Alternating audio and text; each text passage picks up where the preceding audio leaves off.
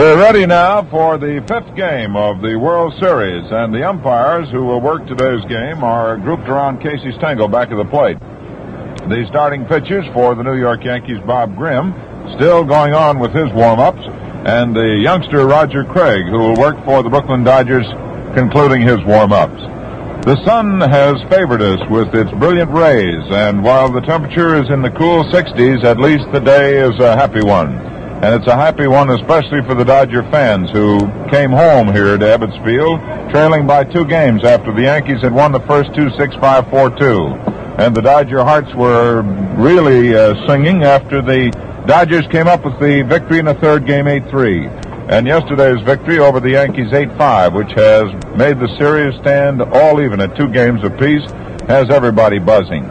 The sun is shining brightly, and the wind is blowing. It's a moderate breeze in from left field towards the plate. The lines are being marked, and in just a very few minutes, the fifth game of the World Series will be played. The New York Yankees, Elston Howard, will lead off and play left field. Irv Norn will be in center field. Gil McDougall will bat third and play third base. Batting fourth is Yogi Berra, the catcher. Joe Collins will be in right field for the Yankees and bat fifth. This is occasioned by the pull leg muscle of Mickey Mantle and the pull leg muscle of Hank Bauer. Eddie Robinson will be in first base, and he will bat sixth. Billy Martin will play second base, bat seventh.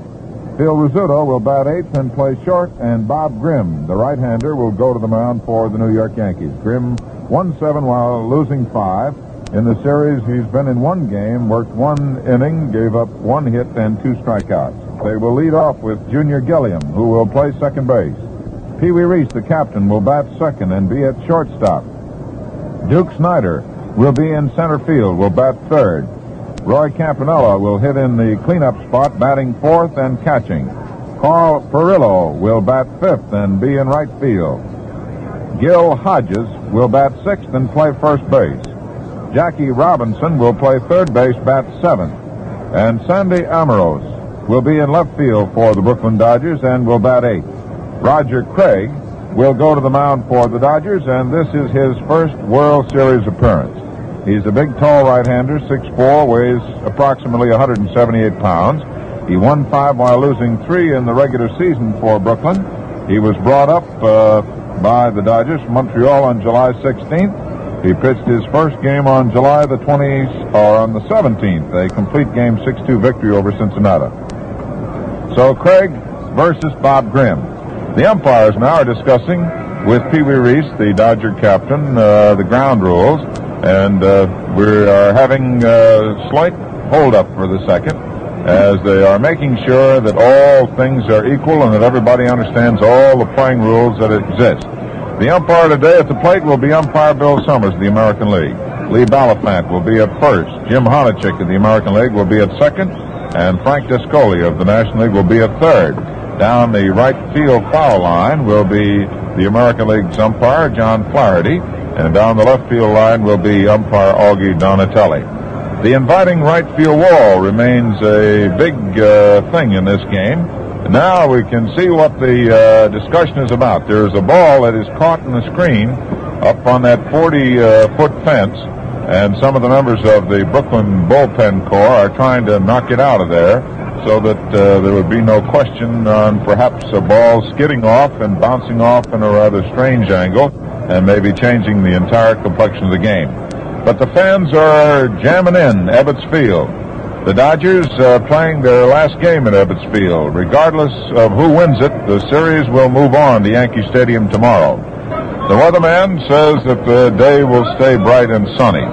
Roger Craig has concluded his warm-ups and takes cover in the Brooklyn dugout. And Bob Grimm wants to take 1 or 2 final looks at how that ball is popping over there as he concludes his warm-up tosses. The umpires are moving out to their positions now. Bill Summers, repeating for you, will be at the plate. Descoli will find himself today at third base. And at second base will be Jim Honachik. And at first base will be Lee Balafant of the National League. There go the Dodgers out to the positions defensively. And the American League champions, the New York Yankees, have their first batter, Elston Howard. picking himself out his favorite piece of pine, and he's about ready to step out in that on-deck circle and ready now to carry you along on the first half of the fifth game of the World Series.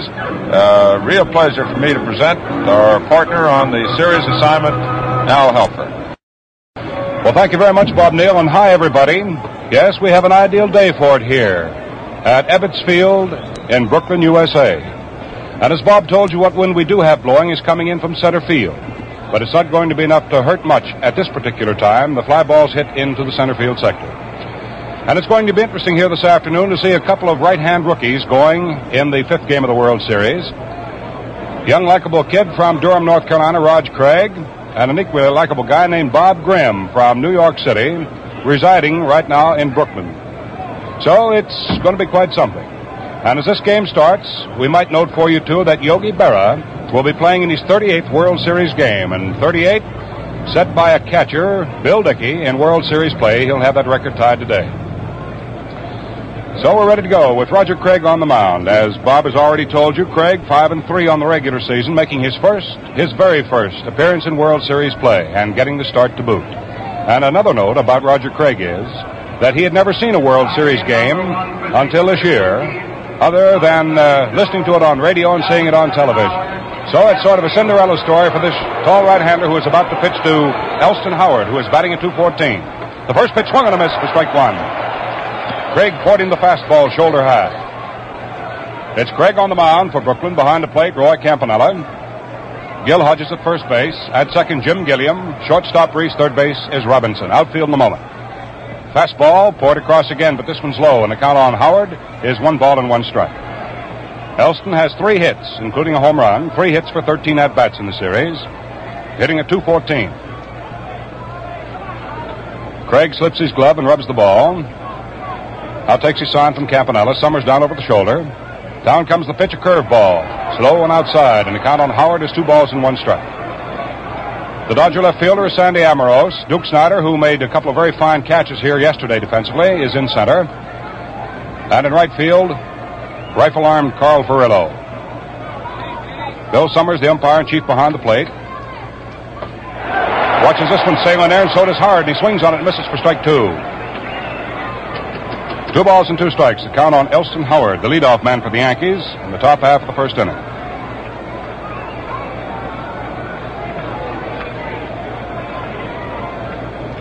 This young fella out there pitching now for Brooklyn had the second best earned run average on the Brooklyn staff this year, 2.77.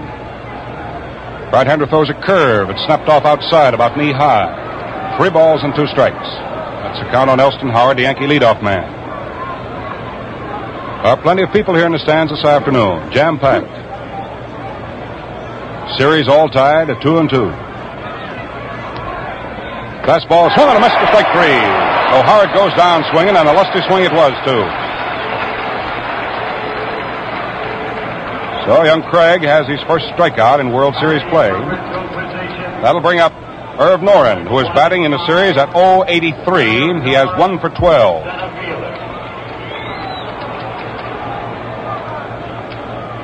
Center fielder Irv Noren, 1 out, nobody on. Top of the first inning, no score. Irv Noren hitting left-handed. He digs in about 3/4 deep at the plate with a straightaway stance to the pitcher. The outfield plays him straight away. Right side of the infield deep. Robinson playing a shallow third. Craig's fastball is low. 1 ball, no strikes. Everyone sort of sitting back with anticipation. They're expecting that this one might explode. From here on, each advantage counts. Craig's fastball swung and a miss for strike one. 1 ball, 1 strike is the count to Irv Noren. This young fellow just rearing back and firing that apple in there. Craig has a pretty good change of pace. Has a pretty good, as the boys of trade call it, a wrinkle. Got a fast curveball, and he throws all of it with about the same motion. The angler right-hander delivers a curve, and Noren tries to bunt it and foul tips it. That's strike 2. 1 ball and 2 strikes. Roy Campanella Gets a new ball from plate umpire Summers and fires it back to Craig, who walks down off the mound to take it. I've often wondered how a young fellow like this feels, making his first World Series start. First time he's ever been in the World Series. Gets a chance to start a ball game. Now the 1-2 delivery by Roger Craig. Young fellow pumps, twists, and throws. Fastball, and on after it hits a high popper, going out into short left field. Going back is shortstop Reese. Under it, flips the glasses, and he's got it. So we have a second out here in the top of the first inning. 2 down, and the batter is Gil McDougald, who has 4 hits in 17 tries in the 55 series. His percentage stands at .235. Gil has hit one of the 5 Yankee home runs manufactured so far during this series. The Dodgers have hit 6. The Yankees have powdered 5 of them. Gil kicking the mud out of his spikes. Steps up to the plate, looks down at Frankie Crosetti, coaching behind third to see what kind of sign might be on, if anything. Bill Dickey in the shadows over at first. Craig is ready. Young fellow delivers 3/4 overhand pitch. Swung on, hit back of second base. Reese goes over, knocks the ball down, can't come up with it. And McDougald is on. Reese had to range over to his left, knocked the ball down, and he will be charged with an error, not being able to pick it up to make his play. So the captain draws a miscue. That'll be the 4th error in a series for Brooklyn. The runner is on. And Yogi Berra batting at .385 for the series, stepping up to the plate. Left-hand hitter, has 5 base knocks for 12 at-bats. Craig in a little trouble now, but not of his own doing. Checks his runner McDougald at first. Delivers the plate. Berra swings on a low fast curve and doesn't get it. That's strike 1. Bill Dickey, standing out at first base coaching for the Yankees, appeared in 38 World Series games as a catcher. Yogi Berra ties that mark this afternoon.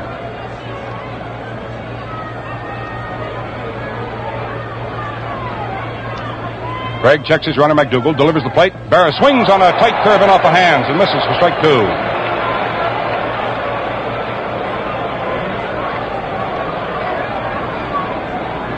Two down, 1 on in the top of the first inning here at Ebbets Field.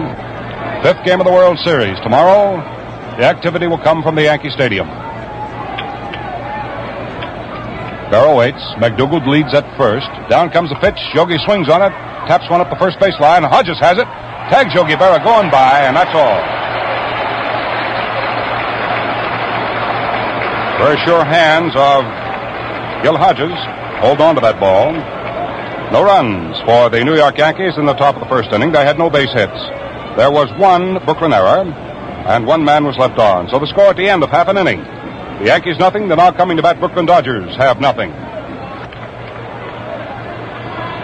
Into the last half of inning number 1 of the scoreless 5th game of the World Series. Let's set the Yankees defensively. Bob Grimm, well put together right-hander, is on the mound for the New York Yankees, making his first World Series start and his second appearance here in this World Series. The rookie right-hander with a record of 7-5 on the regular season. His battery mate, the veteran Yogi Berra. At first, Eddie Robinson. At second, Billy Martin. The shortstop is Phil Rizzuto. At third is Gil McDougald. Out in left field, Elston Howard. The center fielder, Herb Noren. In right field, Joe Collins. Jim Gilliam, who has 4 hits for 14 times up in the series, batting at .286, steps in. Last half of the first inning. Now let's see what Bob Grimm is able to do. Bob pumps once, delivers an overhand fastball, and that was whistled through there to knees for a strike, and that was a good pitch. Right on the inside corner to knees. Bob Grimm, who was troubled with an ailing arm during the season, has certainly come back. Big curveball to Gilliam, hangs high right up to the letters. So the count is 1 ball, 1 strike on the Brooklyn leadoff. He'll be followed by Reese and then by Snyder. Gilliam waggles that bat back and forth. McDougald comes in to play him shallow and close to the line at third.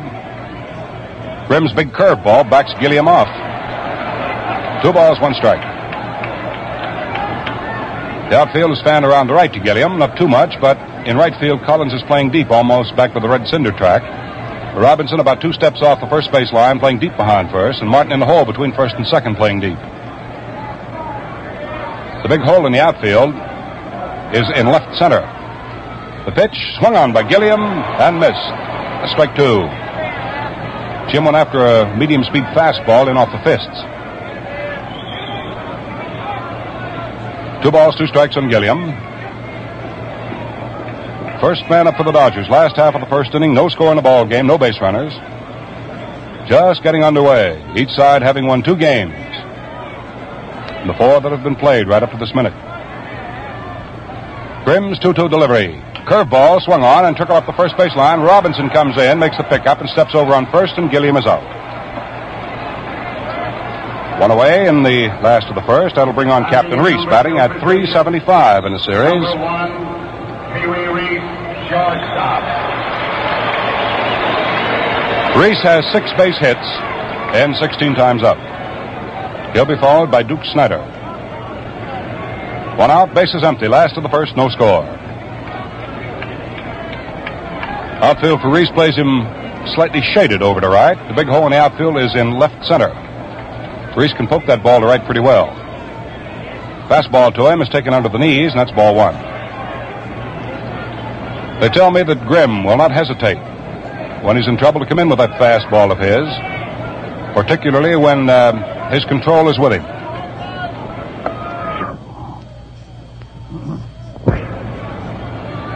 Now Grimm sets. Delivers. Reese takes a let-up curveball, and this one's under the knees. That's ball 2.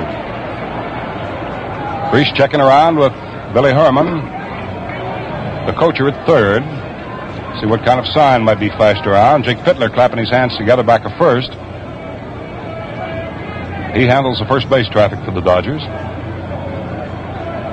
Rizzuto moving back a step or two at shortstop, and McDougal standing just off the bag at third. Grimm ready now. His 2-0 delivered to Reese. Fastball. This one's low. That's ball 3.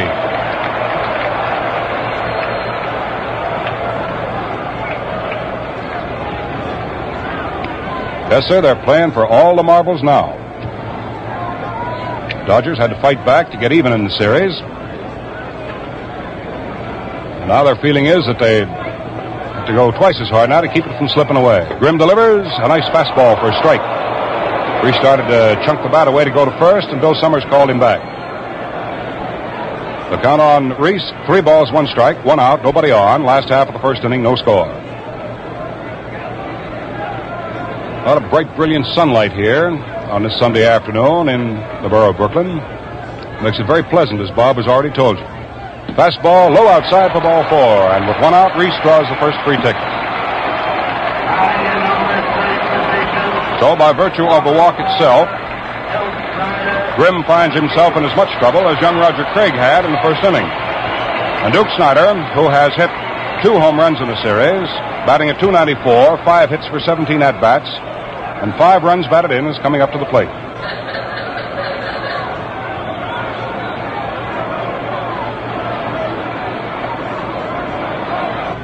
Grimm checks his runner. Delivers a slow curveball. It's swung on and hit down to the right side. Martin gobbles it up, goes to Rizzuto for 1. The slide in by Reese keeps Rizzuto off stride. He cannot make his throw to first. So it results in a force out, with Snyder taking station at first base. So it's 4-6 force out at second, and that brings up Roy Campanella. 2 down, a runner at first, and Campanella, who has hit 2 of the Dodgers' 6 home runs in the series,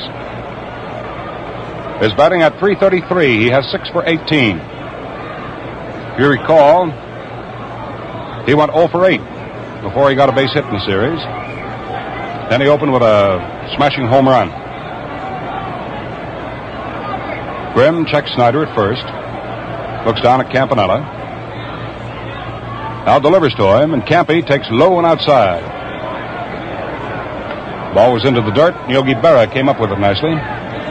1 ball, no strikes. That's the count on Roy Campanella.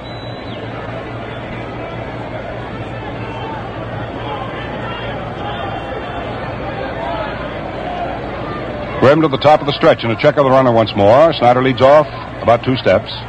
Pitches to the plate to Campanella, and slow and outside. That one almost got away from Berra. 2 balls, no strikes.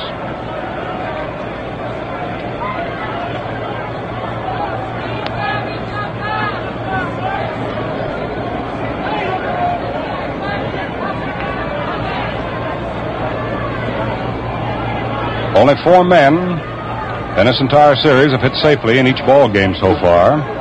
2 on each side of the fence. Reese and Snyder have done so for the Dodgers, and Berra and McDougal for the Yankees. Now Grimm is set. His 2-0 pitch to Campanella. In it comes. Campy takes low and outside. He started to go for that one and changed his mind. Well, the count on Campanella now is 3 balls and no strikes. Last half of the first inning, 2 down, 1 on, Snyder at first. There is no score. Grimm turns his back on the action at home plate. Rubs up that ball, looks out at the scoreboard, trying to compose himself. The wind seems to have shifted slightly now and is coming in from right center rather than straightaway center. There isn't too much of it. Snyder leads off at first. Down comes the pitch to Campy, laid through there for the strike. 3-1 on Campanella.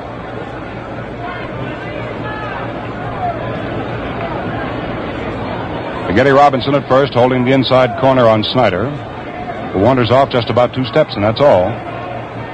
Grimm ready. 3-1's the plate, and Campanella takes the curve in for a strike.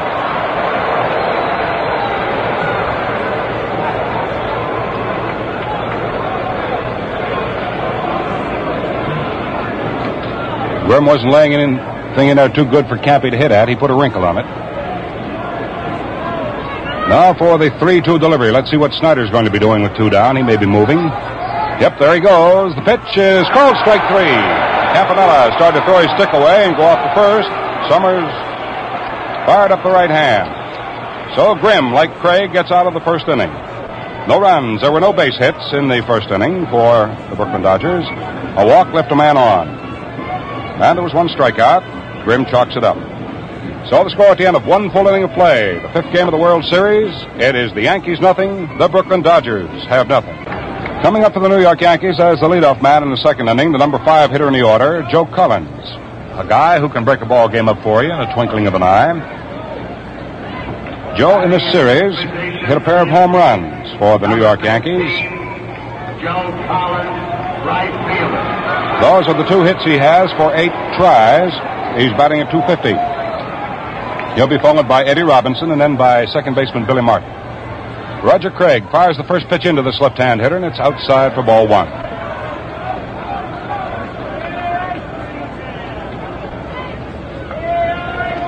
Bill Summers wanted to take a look at that baseball. Gives Campanella a new one. So Craig is ready. Go again to Collins. Stand out there, scrounging that ball around the palms of his hands. Now he leans forward to take his sign, and Collins, standing deep at the plate, feet together, puts that bat high off his left ear. Swings on this pitch and pops it back foul. Ball coming back to the screen gives Collins a count of 1 ball, 1 strike.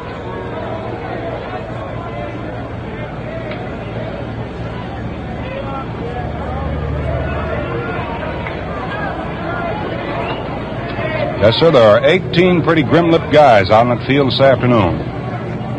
Each one of them out there with a purpose. Craig chewing gum a mile a minute. Pumps once and delivers 1-1. His curveball hangs high up at the shoulder and outside for ball 2. 2-1 on Collins. First batter up for the Yankees here in the second inning. No score.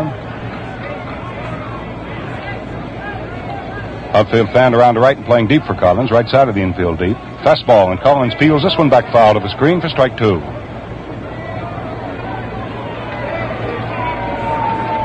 2 balls, 2 strikes. Collins, a left-hand hitter. Robinson, a left-hand hitter. Both of them pretty good-sized guys. And followed by the right-hand hitting Billy Martin. That Martin's quite a spark plug. Make no mistake about it. He chatters from the time he hits that field until he hangs up his spikes. Now the 2-2 delivery by Roger Craig. Rears back, throws a big curve in there, and it's inside tight up against the hips for ball 3. So Craig is in danger now of walking the first man to face him here in the second inning. Collins back to get a double handful of dry dirt. Now steps in, takes his position. This time he closes his stance a little more. 3-2 pitch by Roger Craig. Then it comes. Curveball high for ball 4. So Collins walks to lead things off here for the Yankees in the second inning. That's the first base on balls given up by Craig. Hitting now will be Eddie Robinson, getting his first starting chance in the 55 series. He's been called upon 3 times as a pinch hitter. And not until yesterday was he able to actually swing at the ball. He got a base hit, so he's 1 for 1, batting at 1,000.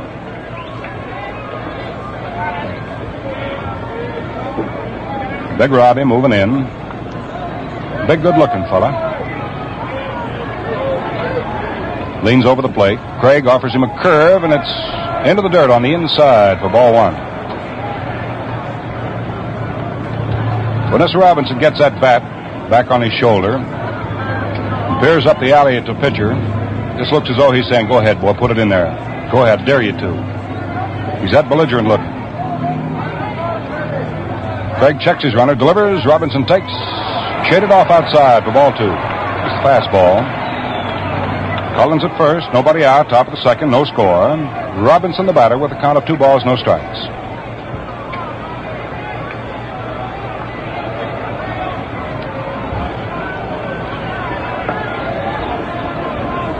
Craig's got his work cut out for him here, and he knows it. Looks over at first, watching Collins. Now he delivers the plate. Robinson swings on a curve and doesn't get it. That's strike 1. And Robbie was really winding up on it. This is Eddie Robinson, the Yankees' first baseman. They've used Skowron, Collins, Robinson all season long. 2-1 delivery to Robinson. Down it comes. It's taken outside and high for ball 3. So Craig got himself behind to Eddie Robinson. It's always pretty tough getting behind to these big fellas who can lose that ball for you. It means you got to come in with something at least good enough to get it over. These fellas are always waiting to jump on it. Now the 3-1 delivery. Collins leads off first. There he goes. The pitch is swung on. There's a drive hit into right field. It's starting to curve now. It's going foul and into the spectators. So they were playing hit and run on young Craig. The result is a 3-2 count now on Robinson, and Joe Collins has to come all the way back. Talking about Collins, here's a little oddity for you. Collins has scored 6 times on 2 hits, twice on home runs and 4 times on walks. Every time he's walked, he's scored. Well, we'll see whether history repeats itself or not. So far here at Ebbets Field, it's scoreless. We're in the top of the second. Nobody out. Collins at first. 3-2 count on Robinson. Young Roger Craig, the Durham, North Carolinian, out there shaking off Roy Campanella. Now the kid's ready. Whirls, throws to first. Not in time. Collins has to come back in on his hands and knees. Now he takes his lead again. Craig ready. 3-2's the plate as the runner breaks. Pitch swung on and fouled back to the screen. The count holds at 3-2.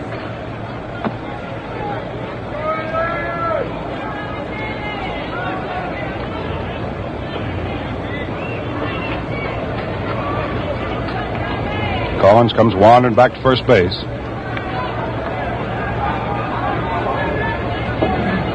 Now Joe takes his lead. Hodges holds the inside corner. Robinson looking around, see if all hands are ready. They are. Now he takes his stance at the plate. Craig is also ready. Looks over at Collins, checks him. Goes to the top of the stretch, delivers as Collins breaks. The pitch is inside and low for ball 4. Collins then slows up, moves into second as Robinson takes station at first. And that's going to be a signal for some activity down in the Brooklyn bullpen. As Craig walks a pair here in the second inning with nobody out. Number 1, Billy Martin comes up now. Billy has driven in 3 runs in the series so far. He's had 5 base hits for 14 at-bats, and the right-handed hitter is going along at 3.57. So the Yankees have a pretty good-looking threat brewing here as Don Besant gets up and starts to throw down in the Brooklyn bullpen. Gil Hodges playing up shallow with first and second occupied. Robinson playing up just behind the rim of the infield grass at third. He has to be able to cover third should Joe Collins come charging down for it. And still he has to be up far enough should Martin try to bunt to move the runners along to get them in better scoring position. So we shall see what we shall see. Craig is ready. Checks his runners. Delivers a plate. Martin swings on his pitch and lifts a high fly ball down the left field line. That's starting to curve now and goes into the stands out of play. So there was no bunt on that one. Martin had the green light to go ahead. Now he's counted strike one.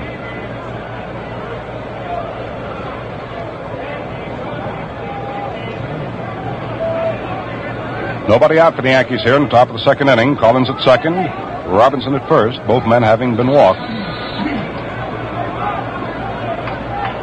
Martin, wide spread eagle stance.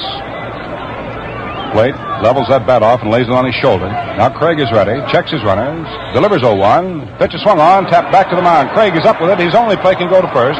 He makes that play and the runners advance. So that's all for Martin. Rizzuto will be coming up, and while Phil comes up there, let's pause 10 seconds for station identification. This is Mutual, the radio network for all America. Walter Alston comes off the Brooklyn bench. He wants to talk to his infield. Reese comes in from shortstop to get into the conversation along with Roy Campanella and young Roger Craig. The situation here in the top of the second inning, one out for the New York Yankees. Joe Collins is on at third. Eddie Robinson is on at second base. Neither are the fastest men in the world, but they're in good scoring position. There is one out, and there is no score as of the moment. Young Roger Craig is doing the Brooklyn pitching. He was the starter here, and Don Besson is in the bullpen, warming up for Brooklyn right now. The batter is Phil Rizzuto, and you can expect most anything from this cagey little veteran. He's just finished talking to third base coach Frankie Corsetti, so he's come down now to take his station. Robinson is trying to play as deep as he can to keep Collins close to third. The infield is pulled up. Down comes the pitch. Rizzuto swings and pops it up. Right outside of first base in foul territory, and it's Hodges to make the catch for the second out.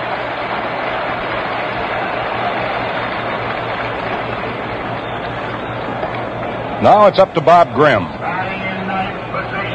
That was the big important out for young Craig to be getting here in the second inning, should he want to remain alive in this game. Now it's up to Bob Grimm.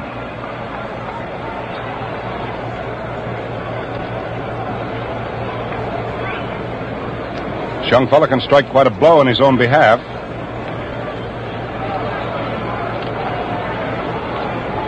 His right-hand hitter stands straight away, wide, spread apart.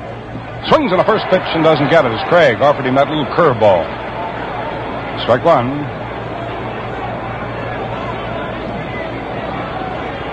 On the regular season, Grimm batted at 120.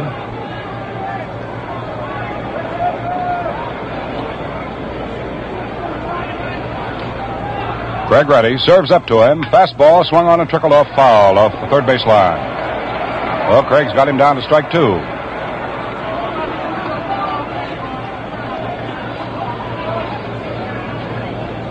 Two down in the top of the second inning.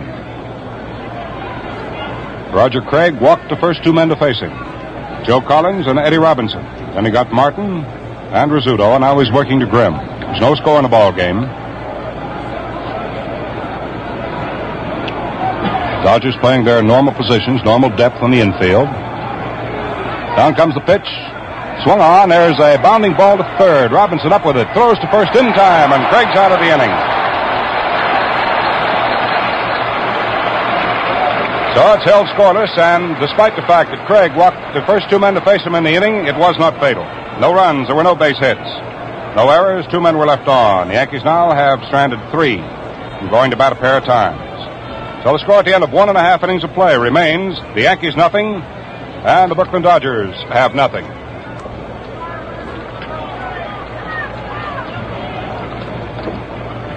Well, I think we can all see by the way these boys are going at it here this afternoon that they all realize the big blue chips are down. They're playing it right down to the hilt.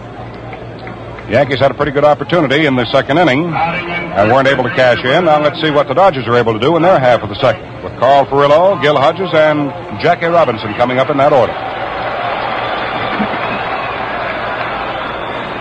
Bob Grimm, who had to see the Yankee scoring threat go over the boards and helped but do so himself, will pitch to Furillo, who is batting at .353. Carl has 6 base hits, And he's been up 17 times, has 1 home run.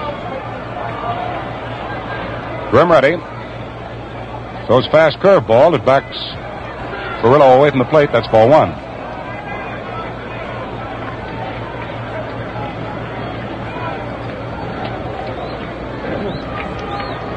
Grimm pumps 1 time, throws a curve. It snaps off outside and low.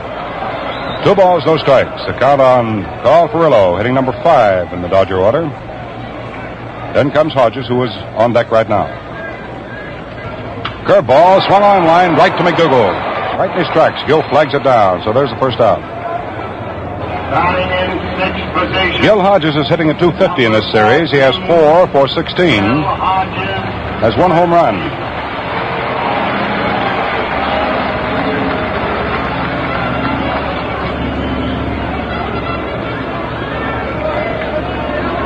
Brooklyn's classy first baseman digging in. Big right-hand hitter. Got a pair of hands on him. Looks like a pair of number 6 scoops. Grimm ready. Whistles the pitch in there, and Hodges after it. Peels it back foul off to the right of our broadcasting booth.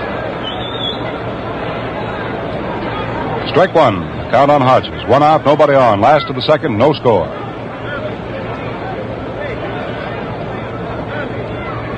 Neither pitcher has given up a base hit to the opposition as yet. We've had only 1 miscue of field, and that's on the Dodger side of the fence. But it didn't hurt as far as the scoring column is concerned. Down comes the pitch to Hodges, right under the chin. 1 ball, 1 strike.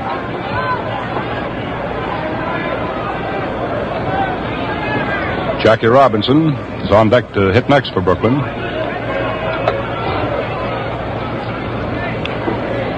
Grimm taking his sign from Barrett deliberately. Pumps 1 time, delivers an overhand curve. It's ripped into left field for a base hit. Oh, Hodges is on. He makes his turn at first base. Elston Howard up the ball, fires it into shortstop Rizzuto, and Hodges is content with a single. Jackie Robinson gets a round of applause.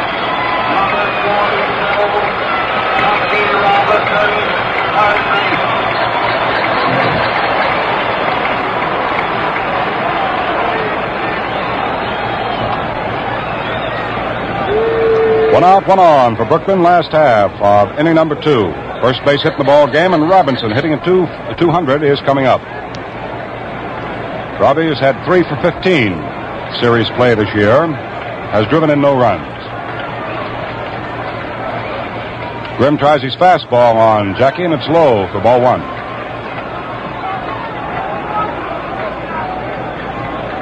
Big Eddie Robinson holding first base against Gil Hodges.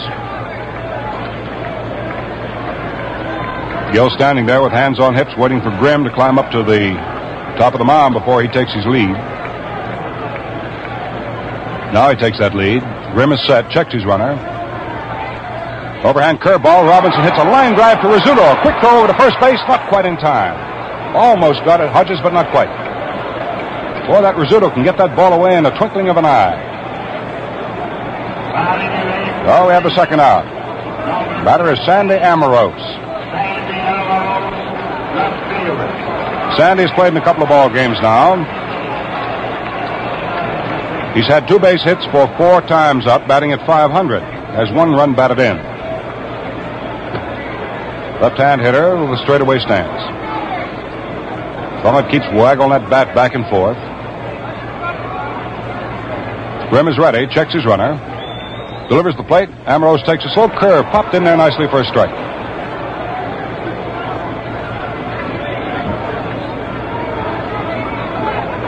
So far, it's been quite a duel between Grimm and Craig. Bob out there toiling away now for the Yankees. 0-1 delivery to Amorose. Slow curve, and Sandy takes this one inside off the belt buckle. 1 ball, 1 strike.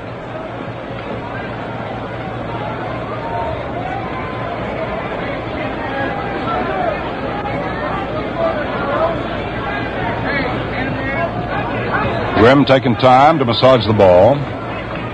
Puts his right foot up on the rubber, looks back over his left shoulder, takes a gander at Hodges, watching his lead. Now he looks at Ambrose. Delivers 1-1 to Sandy, and it's low. That's ball 2.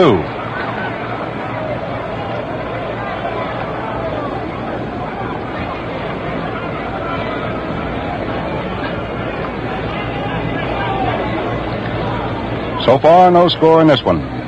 Last half of the second, 2 down, 1 on. We've had only 1 base hit in the ball game, and the guy at first base, Gil Hodges, is a fellow who had the base hit. Single to left. 2-1 delivery to Ambrose. Curveball, and Ambrose swings on it, gets a hold of it. There's a pretty well jolted ball going deep into right field. It is over the screen, out on the Bedford Avenue for a 2-run home run for Sandy Ambrose.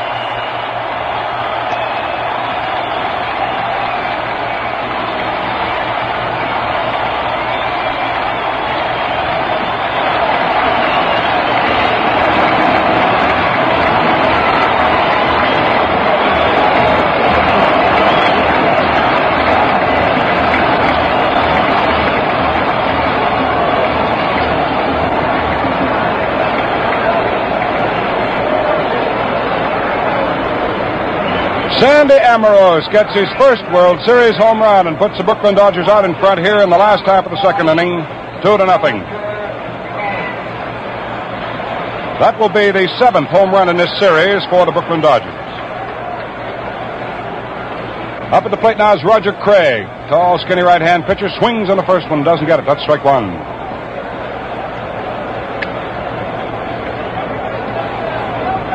I can well imagine that Craig, standing up there at the plate right now, feels much better about the situation. He tries to bunt the next pitch and doesn't make that one either, so that's strike 2.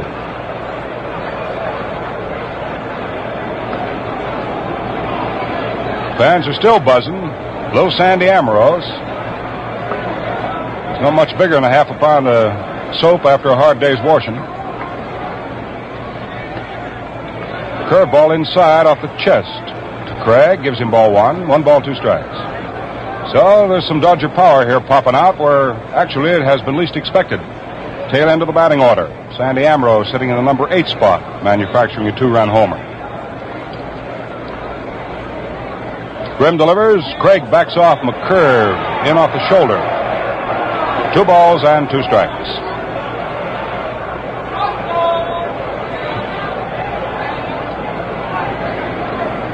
Boy, you should have seen Sandy Ambrose coming around the bases.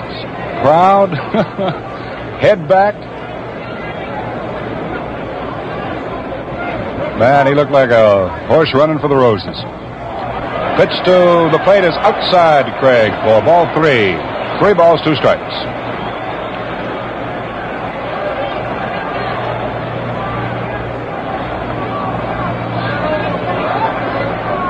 Grimm comes down to Craig 3-2, high and outside for ball 4. So he walks his opposing moundsman.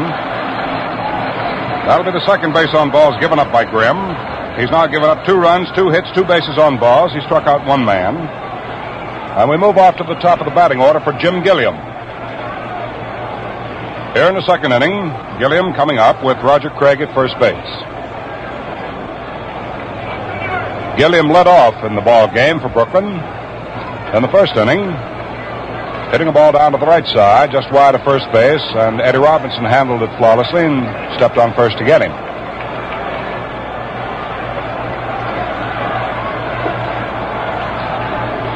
Grimm sets, checks his runner, Craig, delivers the plate. Gilliam, hitting left-handed, takes a let-up curve in there for a strike.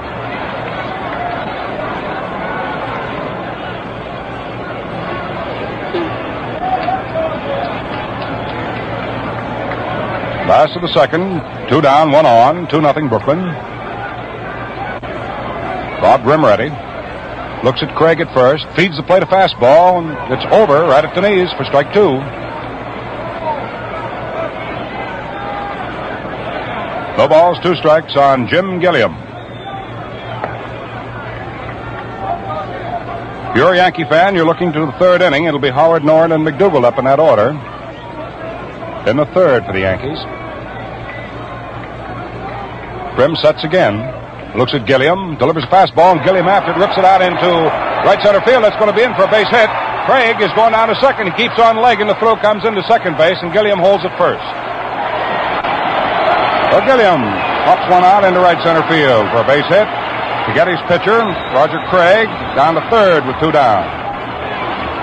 The batter now will be Pee Wee Reese. And that's hit number 3 off Grimm, and we're going to have some action, I think, down in the Yankee bullpen. Oh, not yet. Not yet. Billy Martin, over talking to Grimm, slams the rosin bag down on the ground. Situation here in the last of the second. There are 2 outs for Brooklyn. They've scored 2 runs on Sandy Amoros' home run. Hodges was aboard when Sandy put it over the screen, right field out on the Bedford Avenue, which is just behind the ballpark here. Now Reese is up there. Pitch to Pee Wee's over to knees for strike. Reese drew one of the 2 walks given up so far by Grimm when he came up in the first inning. So Pee Wee still hitting at .375 for series play. Gilliam, a pretty good base runner, leads off at first. Craig steps off at third.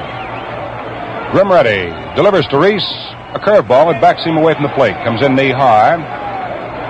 Makes it ball 1. 1 ball and 1 strike. If Reese should get on, Duke Snyder will be up there to wave the willow.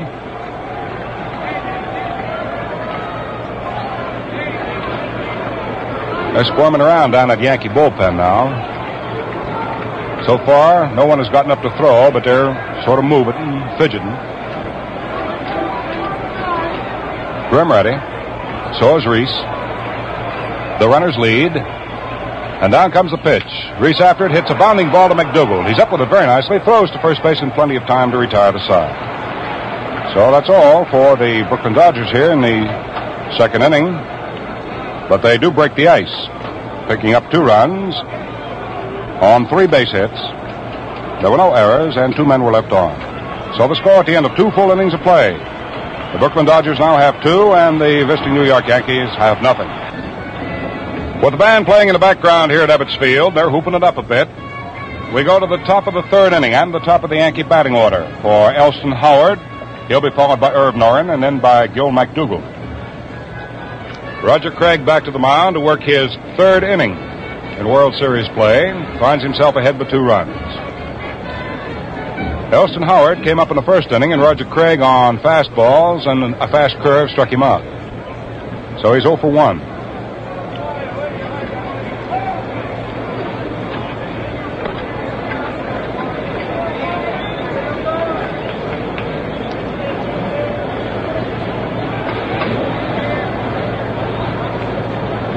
Last pitch down from the mound by young Craig. Saw him throw to second base to Gilliam. Robinson takes the ball on a flip around the infield, walks over, says something to young Craig, and flips the ball to him on hand. Craig steps up to the mound. Elston Howard, right-hand hitter, feet wide, spread apart. Beats the meat end of the bat down on the rubber of home plate, and we're ready to go. 2-0 Brooklyn going into the top of the 3rd inning. Each side having won 2 ball games in the 4 that have been played previous to this one. Craig sets now and delivers. Sidearm curve is in tight against the short ribs for ball 1.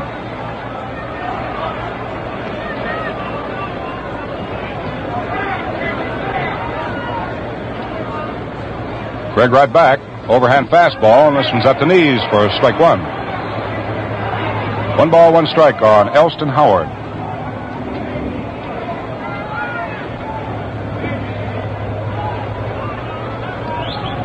Craig tries again, hard after a tight curve, doesn't get this one. That's strike 2.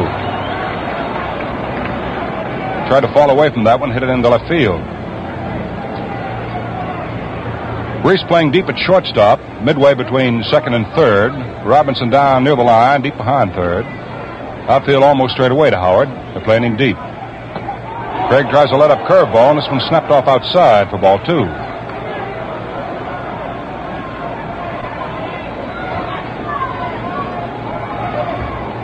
Bill Summers, the plate umpire for this 5th game of the series.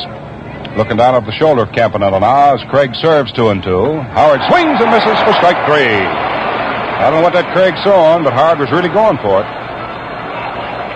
Threw him a little break and stuff, and it was enough. That's the 2nd strikeout for Craig. Victim both times has been Howard. Irv Noren popped to shortstop back on the left field grass in the 1st inning. referee's handling. And now the left-hander steps up for his second at-bat in this game. He's had one base hit and 13 times up. Series.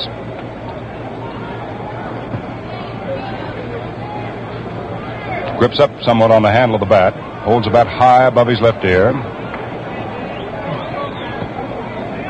Craig's first pitch is under his knees for ball one.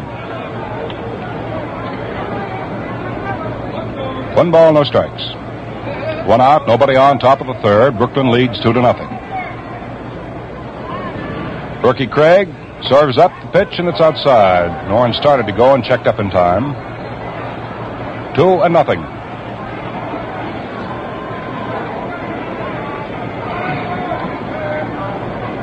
More people sitting on the edges of seats here this afternoon, rubbing their hands together. Thank goodness. Overhand fastball is fired right through at the waist. Herb Noren's count, 2 balls, 1 strike.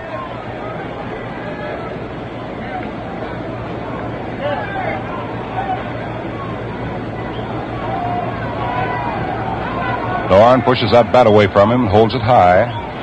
Craig comes in with a fastball that's laced out into left field. Sandy Ambrose over to his right. Gathers it in for out number 2. Line drive to the left fielder, and that'll bring on Gil McDougald with the bases empty and 2 down.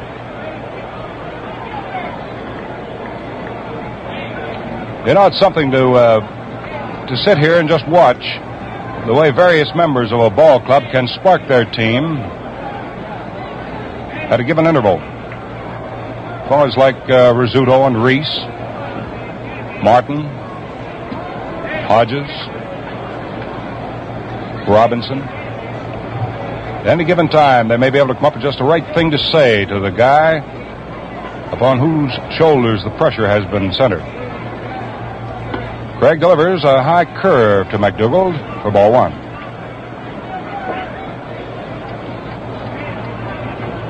We've seen a lot of evidence of it in this series so far.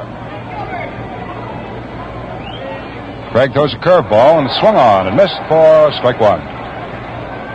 Gil tried to partially check his swing on that one. 1 ball and 1 strike.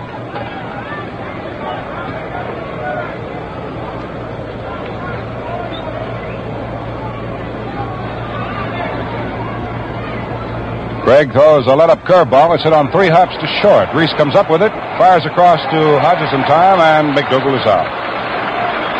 So the Yankees go away quietly here in the 3rd inning. First time they've gone down in apple pie order.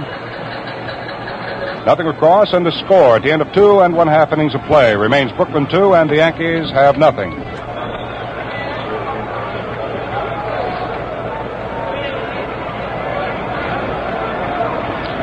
Now the last half of inning number 3 here in the 5th game of the series. Duke Snyder, who is 0 for 1, is coming up.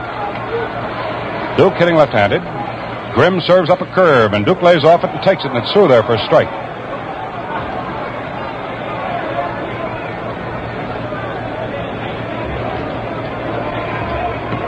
Snyder forced Reese at second base in the 1st inning for the 2nd out in the 1st inning. Bob Grimm getting ready.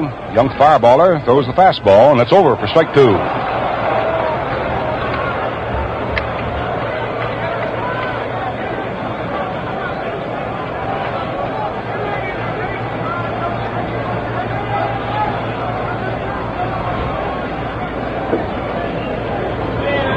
Now the 0-2 delivery on the Duke. Overhand fastball. It's a little high. 1 ball, 2 strikes. Just the start of the last half of the 3rd inning. Brooklyn leads it 2-0.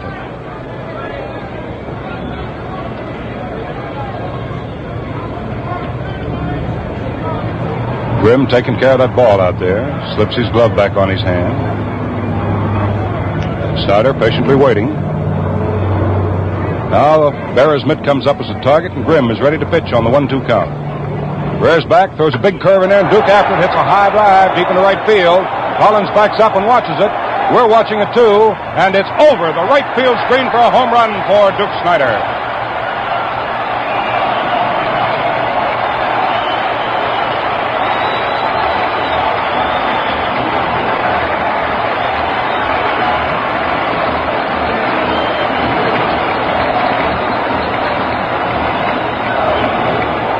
Duke Snider hits his 8th World Series home run, and oddly enough, it's the 8th home run in this series for the Brooklyn Dodgers. And they move out in front now, 3-0. That'll be the 6th run batted in for Duke in the series, hit number 4 and run number 3 off Grimm. So the parade of power continues. Roy Campanella is the batsman. He was called out on strikes to retire the side in the first inning. Takes a fastball laid across the chest inside for ball 1.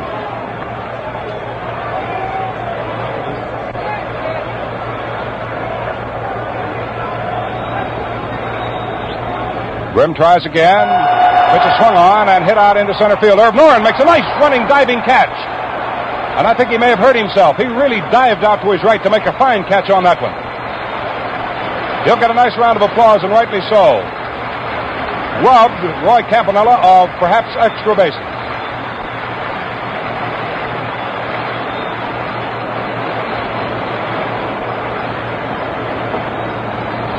Boy, that Irv Noren really came out of nowhere for that one. He had to dive. That was the only way he could do it.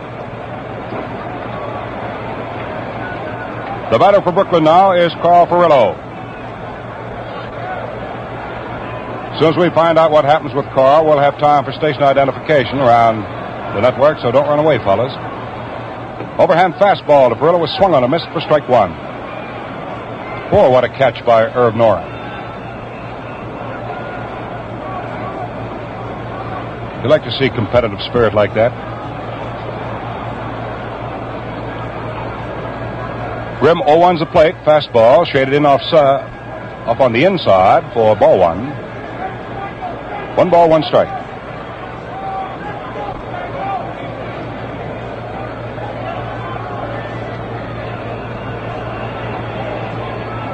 Carl Furillo leaning over the plate. He's 0 for 1 today. Hit a ball well, but lined it right to Gil McDougald in the second inning. Watches a curve break in there nicely for a called strike. That's the second one. 1 ball, 2 strikes on Furillo, 1 out. 1 run has been scored here in the third, and Brooklyn leads it 3-0. Home runs have accounted for all of the Brooklyn runs. Hodges was on when Amorose unloaded his first World Series home run, which came in the second. Then Snider added to it in this inning. Pitch to the plate is high to Furillo, right up to the face. That's ball 2. 2 balls and 2 strikes.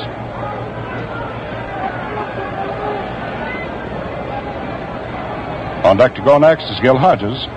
He got the first base hit in the entire game when he singled the left field in the second inning. Now the pitch to Carl Furillo. Grimm taking time, and Carl calls for time and backs away for the moment.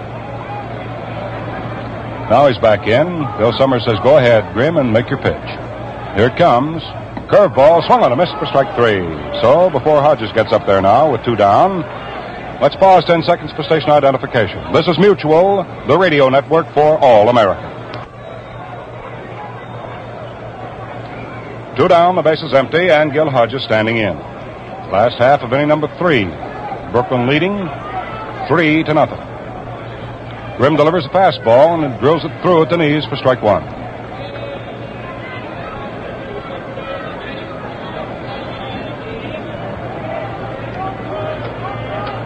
Outfield playing just about straight away for Gil. The big hole in the outfield, however, is in right center.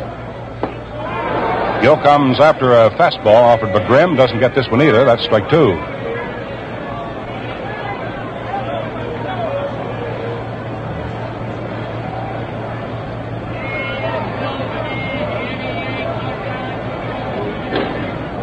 Berra hangs out the sign. Grimm signs for it. 0-2 pitch, big curveball, snapped off low and outside. 1 ball and 1 strike. 1 ball and 2 strikes. 2 down in the third, the base is empty. Snider, with his leadoff home run, has given the Dodgers their 3rd run. They lead 3-0.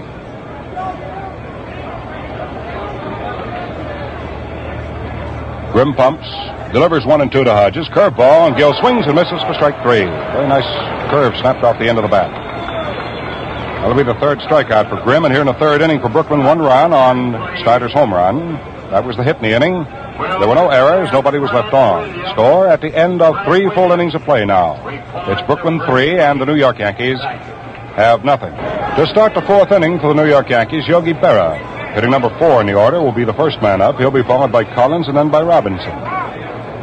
3-0 ball game in favor of the Brooklyn Dodgers, and young Roger Craig making his first World Series appearance, starting the ball game for the Dodgers. Still out there to go. Berra is 0 for 1. Swings on this pitch and hits a line shot deep to right field. It's up against the scoreboard. Carl Perillo, playing it off, fires it into second so rapidly that Yogi has to hold on at first with a single. And there is the first hit off Roger Craig. And make no mistake about it, it was a good clean one. Boy, Yogi really got a hold of it.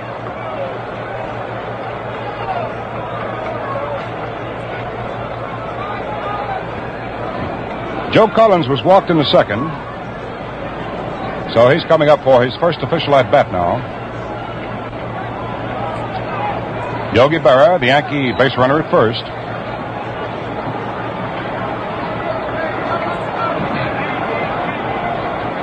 Now, if young Craig had any pressure on his shoulders, worrying about a no-hitter, he can forget about it. Berra leads off first. The pitch to Collins, inside and low, fastball. 1 ball, no strikes. Top of the 4th inning. Brooklyn leading, 3 runs, 4 hits. Yankees, no runs, 1 hit. Craig checks his runner, comes to the plate with a curveball, and Collins backs off and takes that one inside off the hips for ball 2. Jackie Robinson comes over from third to have a word or two with this rookie right-hander. Collins obligingly stepping away from the plate to get a handful of dirt, kick the mud out of his spikes. Count on Joe, playing right field for the Yankees this afternoon. Count on him is 2 balls, no strikes. 1 on, nobody out, top of the 4th inning. Yogi Berra leads at first. Pitched, Collins swung on, hit back foul, right to the screen. 2 balls, 1 strike.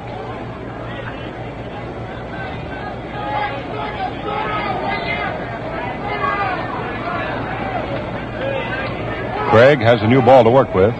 Looks over to see how far Yogi Berra has moved off first. And he sees with this left-hand hitter up there that Hodges moves back to his fielding depth. His pitch is made and swung on and missed for strike 2.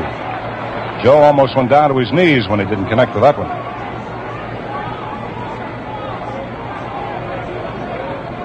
Berra, hands behind his back. Now leans forward on his knees, right at first base. Hodges a couple of steps behind him, trying to hold him close. No outs, 1 on, top of the 4th inning for the Yankees. Now Berra takes his lead. Here's the 2-2 pitch to Collins. Swung on and missed for strike 3. Collins just shook his head. Craig fired him in a fine curveball that time.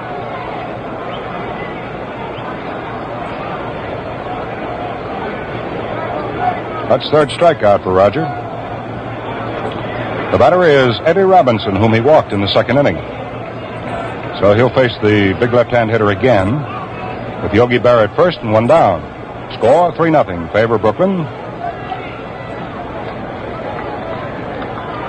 Craig's all set now. Checks Yogi once more at first. Delivers the plate, and Robinson swings and pops a foul back to the screen. Right up over our Gillette microphone. That's strike 1.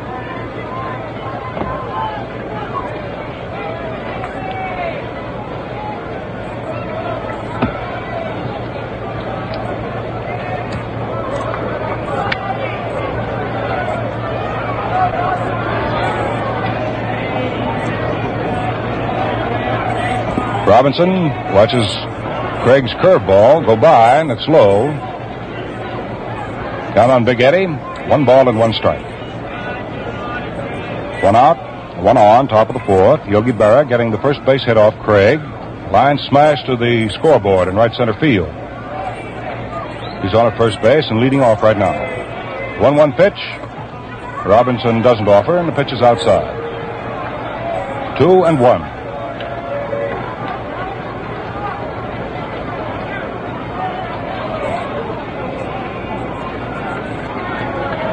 Craig asks for the sign again and gets it from Campanella. There's that check of Yogi Berra at first base. Craig delivers 2-1, and Robinson hits a slow curveball foul down the first base line. Moves his count up to an even status at 2-2.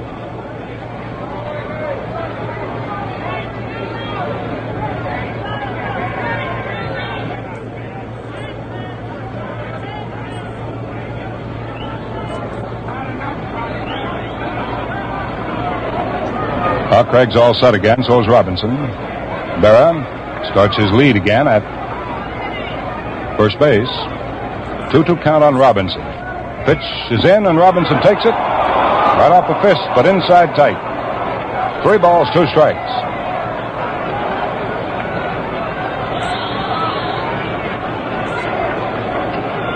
Now we'll see what Yogi Berra's going to do. Whether they're going to have him running, or whether he's going to be holding up. The Yankees are behind by 3 runs. So he may be waiting to see whether or not Robinson gets wood on the ball. 3-2 count. Craig to the top of the stretch. The check of the runner. There goes Yogi. The pitch is taken high outside for ball 4. So that's the second time Robinson has been walked, and the third pass given by Craig. But you can't give a guy like Martin too many chances and expect him to go away empty-handed. Go to the well, I guess, just so often. Now let's see what happens as Don Besson gets up and starts to throw down in the Brooklyn bullpen. Time is called for the moment. See what it's called about.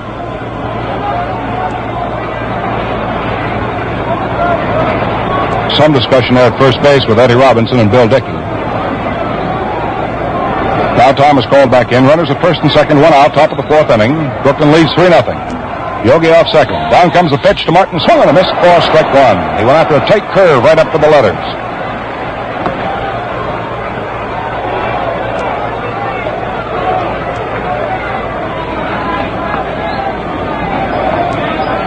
So it's another clutch situation for the Yankees, and Billy Martin standing right in the middle of it. Good, savvy ball player. Runners are taking their leads. In comes the pitch to Martin. Low and outside. 1 ball and 1 strike.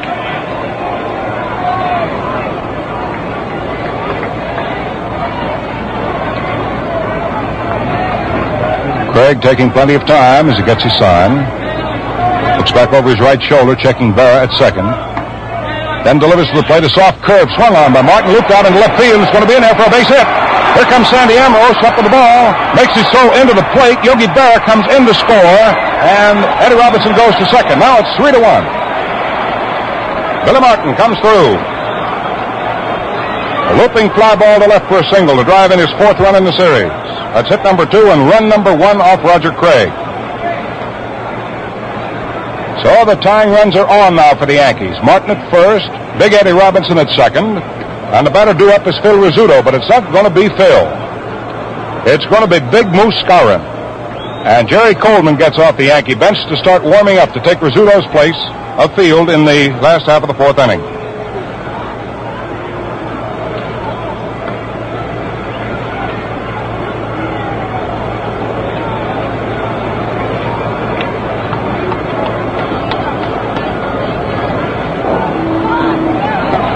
Big Moose Skowron, one of the Yankee first basemen, right-hand hitter, moving in. Skowron didn't play yesterday. He pinch hit in the 8th inning and flied to center field. But he was in the Yankee lineup for the 3rd game of the series. He got 2 base hits for 4 times up. He got a double and a single. Down in the bullpen for the Brooklyn Dodgers, left-hander Carl Spooner has joined Don Besson on the firing line. So we got the situation moving here. 3-1. That's the score. The Yankees have broken the ice as far as they're concerned here in the 4th inning. Runners at first and second, 1 out. Craig delivers to the pinch hitter Skowron. It's low for ball 1.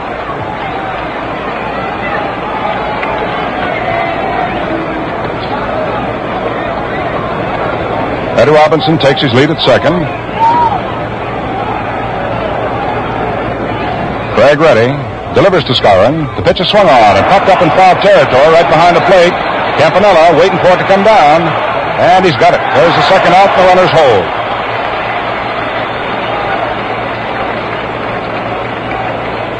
Two down in the top of the 4th. And the batter is Bob Grimm. And will Grimm come up to bat for himself? Let's see. He may or he may not. All depends. Yep, he's going to come up and bat for himself.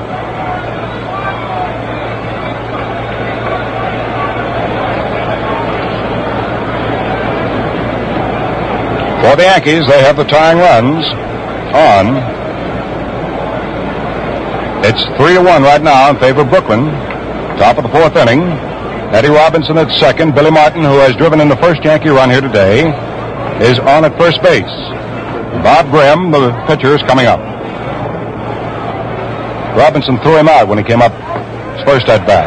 Grimm choking up on the handle of the bat as Craig goes to the top of the stretch. Delivers an overhand curveball. It swung on and hit right to Pee Wee Reese on a soft liner. Well, that's all for the Yankees here in the fourth inning. However, they picked up one run. 2 base hits, there were no errors, and 2 men were left on. They've now stranded 5 and going to bat 4 times. And the score at the end of 3 1/2 innings of play. The Brooklyn Dodgers 3 and the New York Yankees have 1. Defensively for the Yankees in the last half of inning number 4, Jerry Coleman takes over at shortstop. Moose Skowron hit for Phil Rizzuto in the top of the 4th inning, so we have a new alignment on the infield. Eddie Robinson, the first baseman for the Yankees. Billy Martin at second. Jerry Coleman at short, and at third is Gil McDougall. The outfield remains the same of Elston Howard in left, Herb Noren in center field, and he's made the fielding play of the day. And in right field is Joe Collins. Grimm is still pitching, and behind the plate, Yogi Berra. Coming up for the Brooklyn Dodgers, the last third of their batting order, Jackie Robinson, followed by Sandy Ambrose, and then by Roger Craig. 3 runs, 4 hits, 1 error for Brooklyn. 1 run, 2 hits, no errors for the New York Yankees. So we shall see what we shall see. Grimm ready now. Delivers to Robinson. His pitch is low for ball 1. Robbie hit a liner in the second inning. His only time up so far today. Hit it on the line to Phil Rizzuto, who was then playing shortstop in the second inning. So he's 0 for 1. Grimm's fastball hit foul back to the screen. Robinson's count, 1 ball and 1 strike.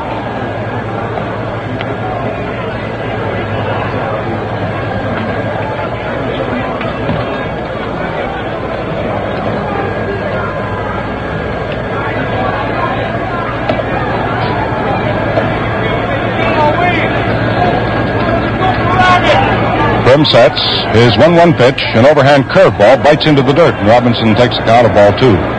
2 balls and 1 strike. Last half of inning number 4. 5th game of the 55 World Series. This is the advantage game for either team, the team that should happen to come up with it. Fastball to Robinson is under his knees. His count is 3-1.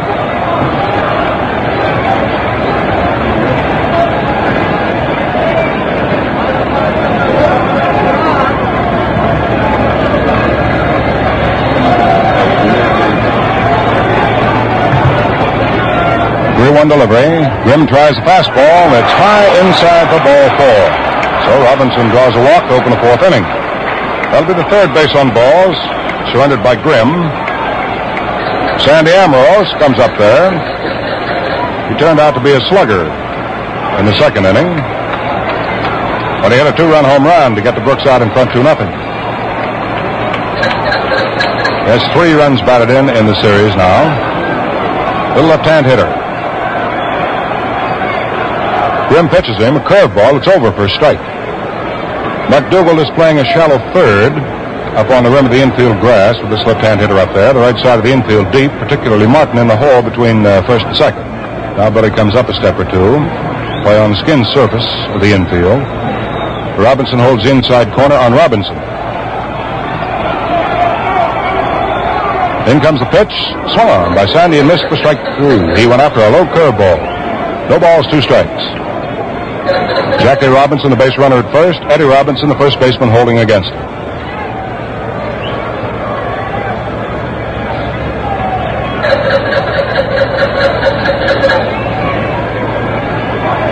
See if Jackie puts on any of his antics as a base runner here in this game, as he has in the past.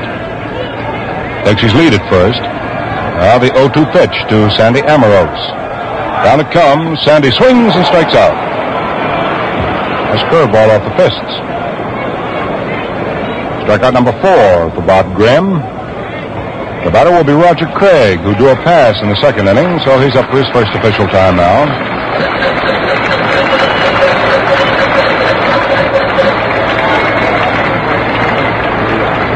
Roger Craig drawing his round of applause.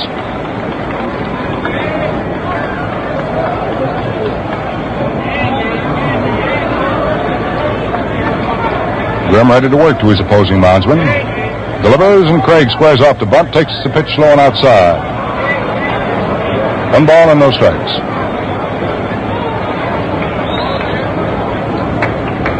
Of course, the Yankees are expecting Craig to try to sacrifice the runner along, give Gilliam a chance to drive him in. Robinson takes his lead, first base. See if Craig squares off again. They expect him to. He does, and pushes the bunt, but it's foul. Off to the right of the plate, goes back into the crowd. Down on rods, 1 ball, 1 strike.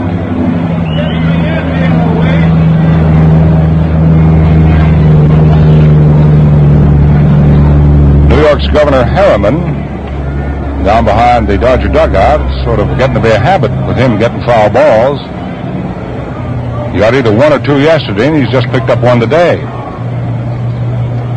Very careful there, Mr. Harriman. They'll be signing you to a contract. The 1-1 delivery now on Roger Craig. Again, he squares off the bunt. This time the pitch is high and outside, so he bluffs it and takes it. 2-1. Count on Craig.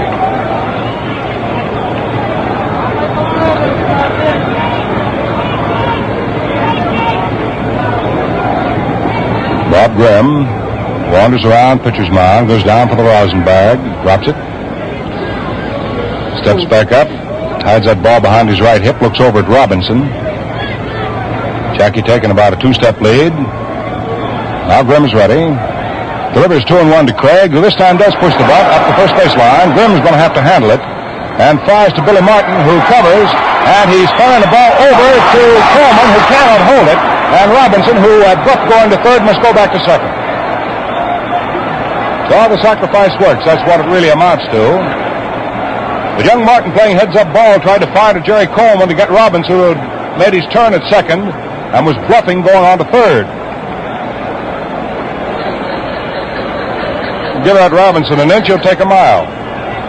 Martin's hurried throw on an off-balance throw it was. Went behind Coleman and out into left field, but Elston Howard had backed up the play, so Robinson could go nowhere. Oh, we have the second out. Ooh, we'll see a lot of things played down to the teeth in this series. Jim Gilliam's the batter now.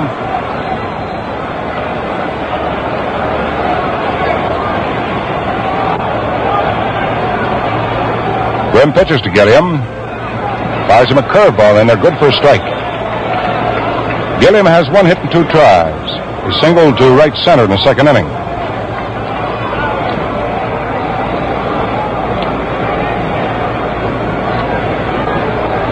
Three to 1 the score in favor of Brooklyn. Robinson is the base runner at second with 2 down. Grimm delivers to Gilliam a soft curveball. Let's hit off the rubber of home plate and trickle up toward the third base side. Off is McDougal to grab it and fire to first, and Gilliam is out. So that retires the side here in the 4th inning. The Dodgers do not score. No runs, there were no base hits. A walk, left a man on. Robinson died at second base. 4 men have been left on now by the Dodgers, and at the end of 4, the score, the Brooklyn Dodgers 3 and the New York Yankees have 1. Right now, it's the top of the 5th inning with Elston Howard standing in. Craig comes down with a fastball, and it's outside and low for ball 1.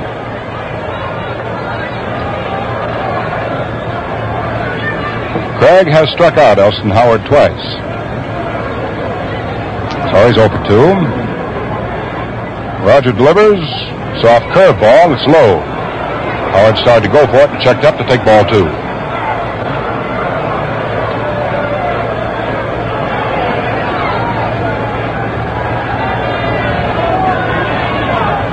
Craig throws a curve and picks up the outside corner to knees. So Howard's count moves off to 2 balls, 1 strike.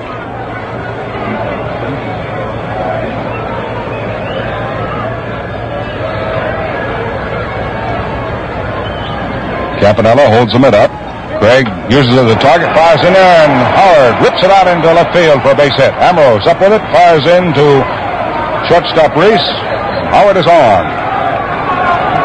So the Yankees are trying to battle back here in the top of the fifth inning. Pick up the third base hit off Craig. Single to right, two singles to left for the Yankees. The batter is Irv Noren, who has gone 0 for 2. He's popped to short. He lined out to left field to Sandy Amoros when he came up in the third inning.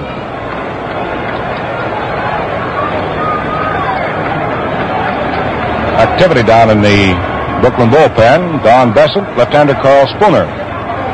Craig's fastball is in off the knees to a left-hand hitter for ball one. Robinson moving over from third to have a word or two with young Craig.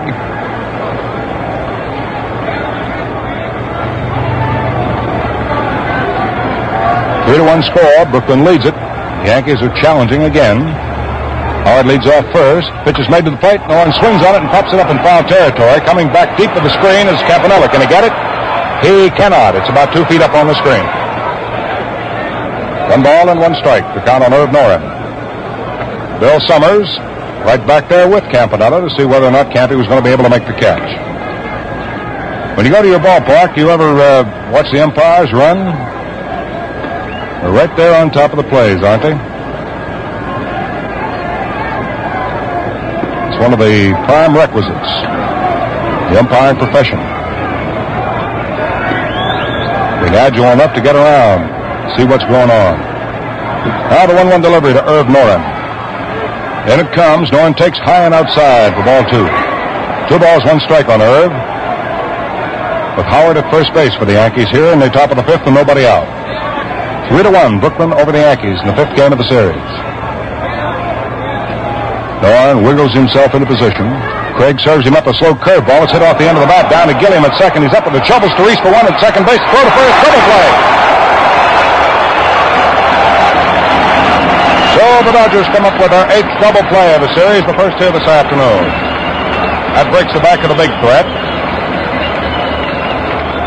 Gilliam had to charge to make that play. Second to short to first. 2 men are quickly down in the top half of the fifth inning.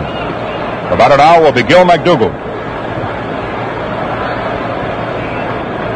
Sure makes a pitcher feel a lot better, I know. I've talked to many of them. They have defense like that behind them. Pitch to McDougald is a soft curve. It's laid in there to knees for a strike. Gil is 0 for 2 this afternoon. He was a base runner in the first inning on Reese's error at shortstop. And then in the third, he closed the side out. Reese threw him out on a bounding ball from deep short. Big curveball is inside off the 5s. 1 ball, 1 strike is the count to McDougald. The base is empty in the top of the fifth inning, thanks to the double play. Craig ready to work again on the 1-1 count to McDougald. The right-hand hitter swings on this pitch and hits it outside of third, foul on the ground. Runs his count to 1-2.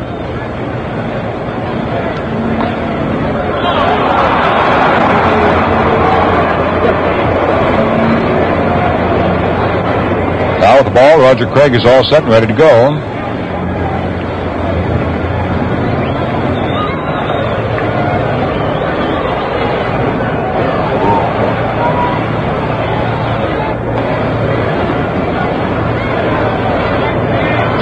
Craig checks off his veteran battery mate, Campanella.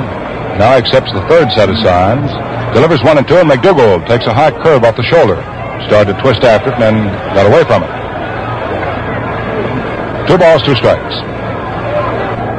Outfield playing just about straight away for Gil. Playing plenty deep. He can bang that ball for you. 2-2 pitch by Craig. An overhand curveball swung on and popped foul back to the screen. Means a new ball in play now. Campanella fires it out to the mound. Craig takes a look at it, then decides he doesn't want it. Says, could I have another one? Bill Summers gives it to him. Gil McDougald with the count of 2 balls, 2 strikes. 2 outs, bases empty, top of the fifth inning. Brooklyn leads it 3-1. rookie Roger Craig from Durham, North Carolina. Young fella pitches. McDougal takes a curve high and on the inside for ball 3. Frankie Crosetti gets the attention of Gil McDougal. He steps back away from the plate to take a look at what Frankie wants. Then moves right back up there. Still have activity down in the Brooklyn bullpen. Carl Spooner, the left-hander. Don Besson, the right-hander, throwing. Now Craig's ready. The 3-2 pitch to Gil McDougal. Down it whistles. Inside for ball 4. And before Yogi Berra gets up there to the plate, let's pause here 10 seconds for station identification.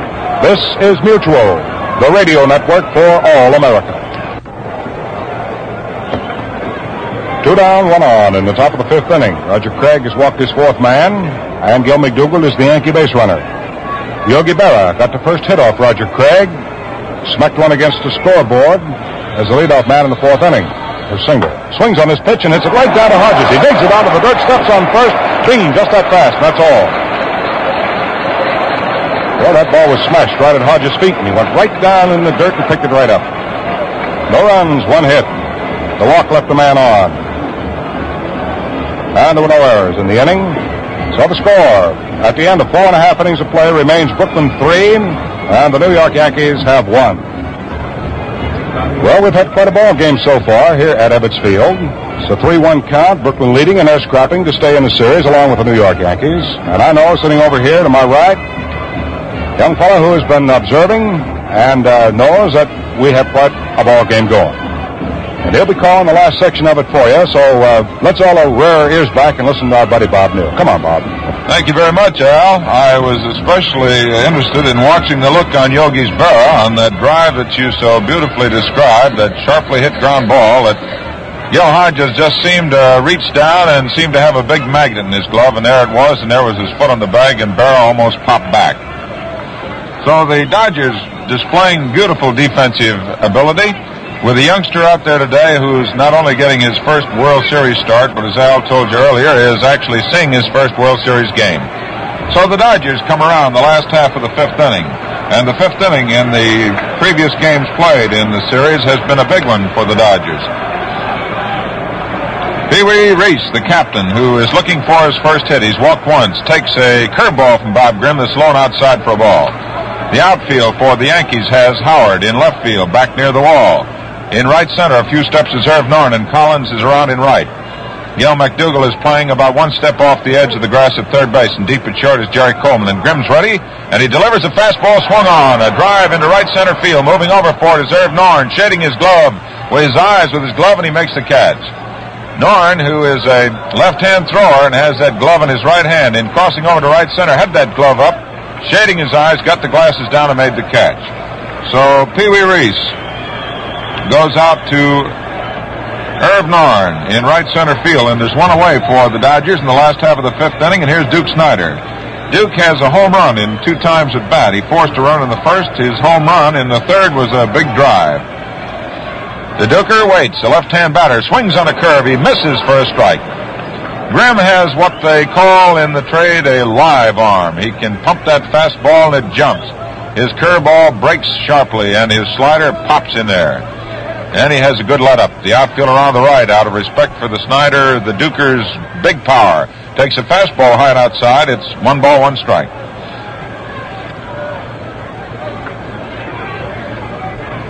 Duke Snider, wearing number 4, moves up a little on the forward part of the batter's box. Has that left foot pulled back and away, and his right foot right at the corner of the foremost part of the plate. Billy Martin is back on the edge of the grass at second base. Eddie Robinson deep at first, and here's Grimm with the 1-1 delivery. Comes with a curve. It's swung on. It's missed. It's 1-2. Duke Snider steps back out, loosens up those muscles that he had all tensed up, ready to poke that one out. Billy Herman, coaching at third base, looks down to Duke Snider. There isn't much you can tell this fellow that he hasn't done already in the series. Snider waiting now as Bob Grimm's ready. The 1-2 pitch is a fastball. It's inside, and it's 2 balls, 2 strikes.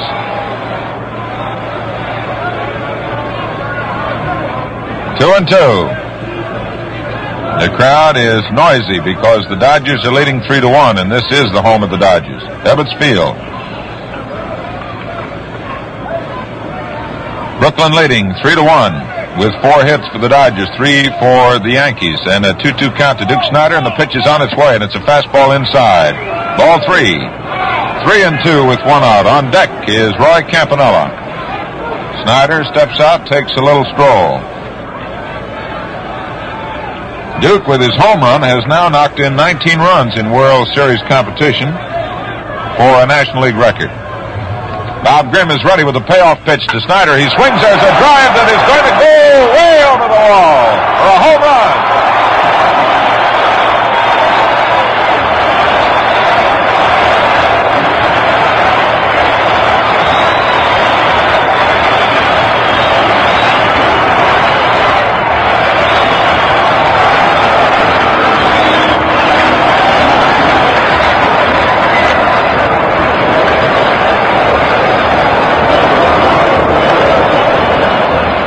The Brooklyn Dodgers have just gone ahead 4-1 on a tremendous blast over the right center field wall over on Bedford Avenue by Duke Snider. His second of the ball game, the 9th in the series for the Brooklyn Dodgers. And, man, Duke was really smiling when he walked into that dugout. You know, both leagues respect Duke as a ball player and as a man. He's really something. Here's a pitch to Roy Campanella. Curveball breaks low and outside. And another illustration of Snider's great competitive ability. He's shouting encouragement now up to Roy Campanella. Outfield straight away. Bob Grimm is ready. Delivers a fastball that drives Campy back, and it's a 2-ball count. Bob Grimm has been nicked by the Brooklyn Dodgers for 4 runs off 3 home runs, one by Sandy Amorous, a 2-run blast in the second inning, and 2 by Duke Snider, 1 in the third leading off, and 1 here in the 5th with 1 out. Grimm looks down to the good earth below him, and he looks now to Yogi Berra, and he's ready with a 2-ball pitch outside, ball 3. And I would presume that Bob Grimm is a little shaken by the bouncing of the air and the little particles of air after that drive went blistering out there into right center field. Here's a 3-ball pitch. It's outside for ball 4, and Roy Campanella is on.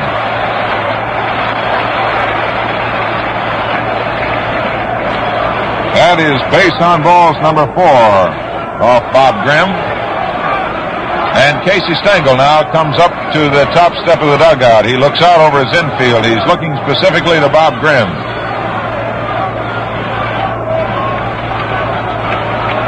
Grimm wearing number 55, looking out to the outfield. The Yankees looking to him. And Carl Perillo, who has lined out to Gil McDougall, who struck out in the 3rd inning, who started today hitting .353 in the series with 6 hits out of 17 times at bat. Yogi Berra looking down to first. And he looks across to the bench. Eddie Robinson playing to the inside. Apparently the question was whether Robinson should play holding the runner close at first or drop back. And Campy is not by any stretch of the imagination a sprinter. Campy jumps off to a 3-step lead. Here's the first pitch on its way to Perillo. Takes a curve in the outside corner, breaking at the belt. And it's 1 strike. The Dodgers have power. They displayed it during the course of the National League season, and they have exploded it after the first 2 games had gone to the Yankees. And Brooklyn now leads 4-1, and the series is tied at 2 games apiece. Campy jumps off to a lead. Grimm is ready, and here's the pitch on the way. Foul back, as Perillo was looking a little for a visitation in the left center field stands. And now we have some activity in the Yankee bullpen, and it appears to be Tom Morgan. Tom Morgan is out there now, starting to work. The count is 2 strikes. Carl Perillo is the batter. Roy Campanella is on at first, and Gil Hodges is on deck. Grimm studies his sign very carefully. The outfield shaded around to the right. The sun shining brightly in right and right center. Grimm checks the runner at first base, Roy Campanella. Here's the pitch, a curveball, a ground ball to the right side. Billy Martin coming in. Tags, he misses Campy, and the throw to first, and Campy is out for running out of the line. So it is a double play. And it goes 4-3. And for the Yankees, that's their 5th double play of the series. in the fifth inning. 1 run, 1 hit. There were no errors, and no one is left on base. So at the end of 5 innings of play, the score is Brooklyn Dodgers 4 and the New York Yankees 1. In the top of the 6th inning, the New York Yankees will send up Joe Collins. It'll be Eddie Robinson and then Billy Martin, and at least those 3 men will face Roger Craig here as the Yankees come up for their swings in the top of the 6th.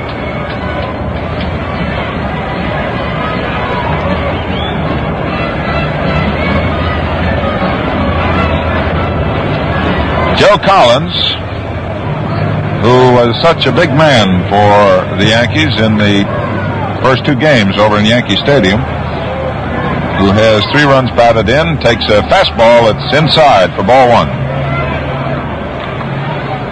Joe prior today had 2 for 8. Both were home runs. He has walked and he has struck out.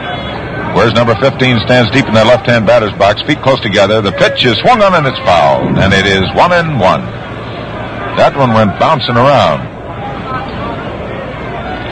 We have been anticipating throughout the 3 games here in Ebbets Field the possibility of getting a souvenir, because the netting, which was up in front of us, was removed. So we're watching carefully as Craig delivers the 1-1. There's a curve that's just inside and low, and it's ball 2. 2 balls, 1 strike. The Dodgers have Sandy Amorous out in left center field. Duke Snider's around in right center, and deep in right, about 3 steps away from the wall, is Carl Frillo. Jackie Robinson's in close at third with the left-hand batter Collins up there. The 2-1 pitch is a fastball on the outside corner for strike 2. Collins took a look, and he is a little unhappy as he realizes that a good one got that corner. So it's 2-2. Joe Collins leading off for the Yankees in the top of the 6th, in the right side of the infield for the Dodgers, respectfully deep. Gilliam and Hodges. There's the swing and a ground ball to the right side. Gilliam moving in to his left, has it, throws to Hodges, and he's got him. So Joe Collins tops a roller that Junior Gilliam comes pounding in for, gets, and moves it over to first base in time for the out. So for the Yankees in the 6th inning, there's 1 away. And Eddie Robinson, who has walked in his 2 unofficial appearances at the plate today, since he's not charged with the time at bat. Left-hand batter stands deep. Pitch, fastball, low outside. Ball 1. Robbie has had a strange series so far. He's been hit in the back. He was at bat when Billy Martin tried to steal home. He takes a strike. Fastball just under the hands on the inside corner. 1 ball, 1 strike. Yesterday came through with a single and has himself an RBI. The 1-1 delivery is a curveball that's just outside for ball 2. 2-1. The Brooklyn Dodgers are leading 4-1. This is the 5th game of the World Series, and the teams are deadlocked with 2 victories apiece. Ready now, the 2-1 pitch, a fastball inside for ball 3.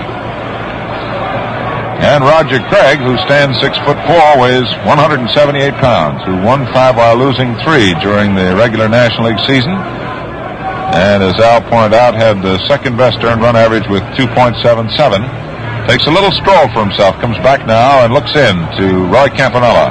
A 3-1 pitch, and the delivery is a fastball strike. So the count is full.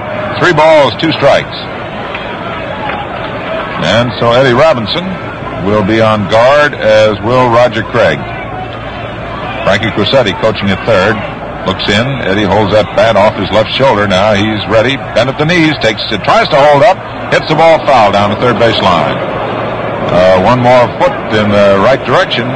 Mr. Robinson would have had himself something pretty good. But it's foul. Eddie tried to check his swing, and the ball hit his bat and just bounced just outside of the foul line. So he comes back, knocks a little dirt out of his spikes, and he faces the 3-2 count with 1 out. Billy Martin is on deck for the Yankees. Billy came up with a single in the 4th inning, drove in the Yankee lone run. Craig looks in, reads his sign. The shadow's now reaching out to the mound, and the payoff pitch to Robinson swings and misses, strike 3.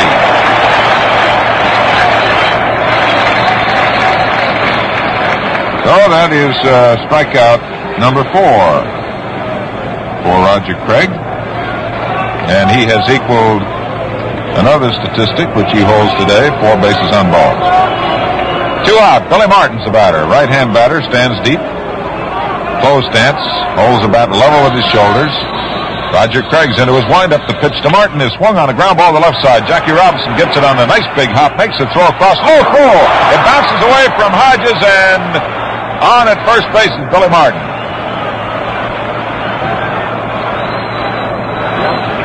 So we will check. There will be an error.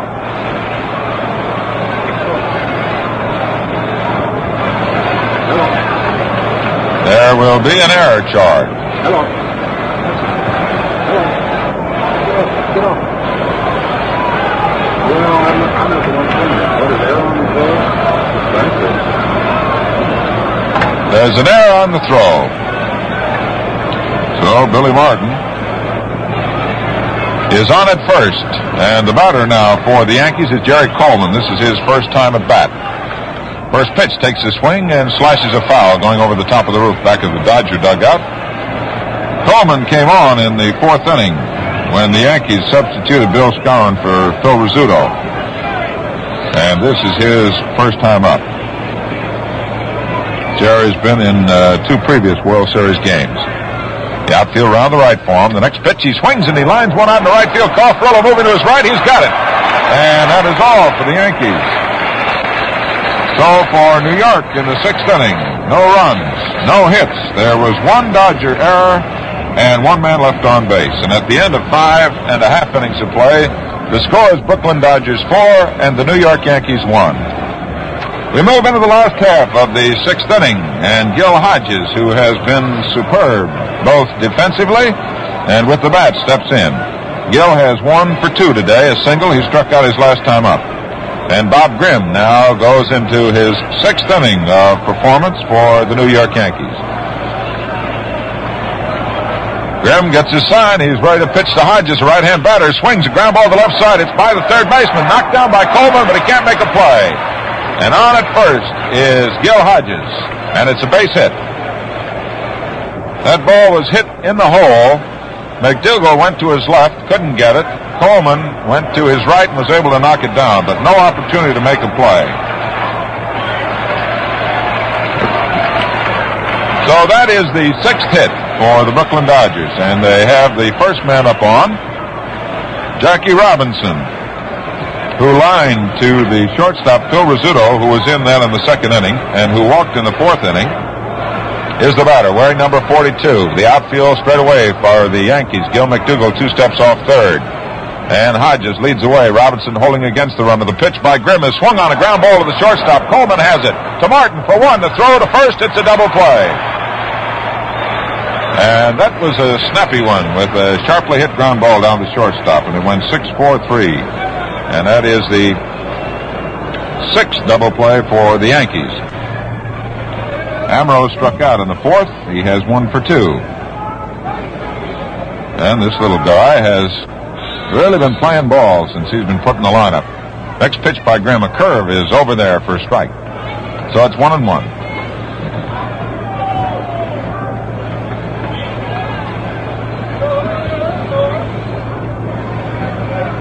One ball, 1 strike, 2 out. Sandy Amaris holds that bat back and away, and he cocks it with his hands, and he's ready to swing, and he does, and he misses for 1-2. Herb Norn playing around in right center. Joe Collins playing in right field, and the Yankees are hurt with Hank Bauer with a pulled leg muscle being sidelined, and Mickey Mantle sharing the same fate. Big hole open in left center. Deep in the right side is the infield, and the pitch is swung on and fouled back, and it remains 1-2. 1 ball, 2 strikes, 2 out. And the Dodgers are taking their swings here in the last half of the 6th inning.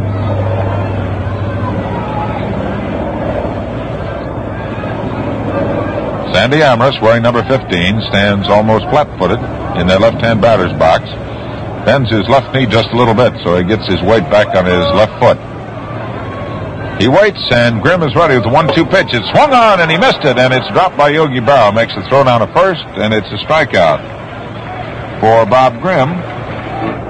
So for the Dodgers in the 6th inning, no runs, 1 hit, no errors, and nobody left on. And at the end of 6 full innings of play, the score is Brooklyn 4, the New York Yankees 1. We move into the top of the 7th inning. And we may have a pinch hitter for Bob Grimm. Looks like Big Bob Serve is going to come out and swing for the pitcher, Bob Grimm. And that's who it is. Bob Serve, who has played center field and left field, and in 2 games has been up 7 times, who is looking for his first hit in the series, who has struck out 4 times, is in there. Big right-hand batter, powerfully built. First pitch is low and outside, a fastball, ball 1. Serve is the kind of fellow that looks like somebody swiped a couple of those supports that used to go up in those ancient Roman Colosseums and stuck it under a very well-built young man, because he's got legs like a fullback. The count is 1 ball, 1 strike. Bob Turley is loosening up in the Yankee bullpen. There's a curve that gets the outside corner, and it's 1-2.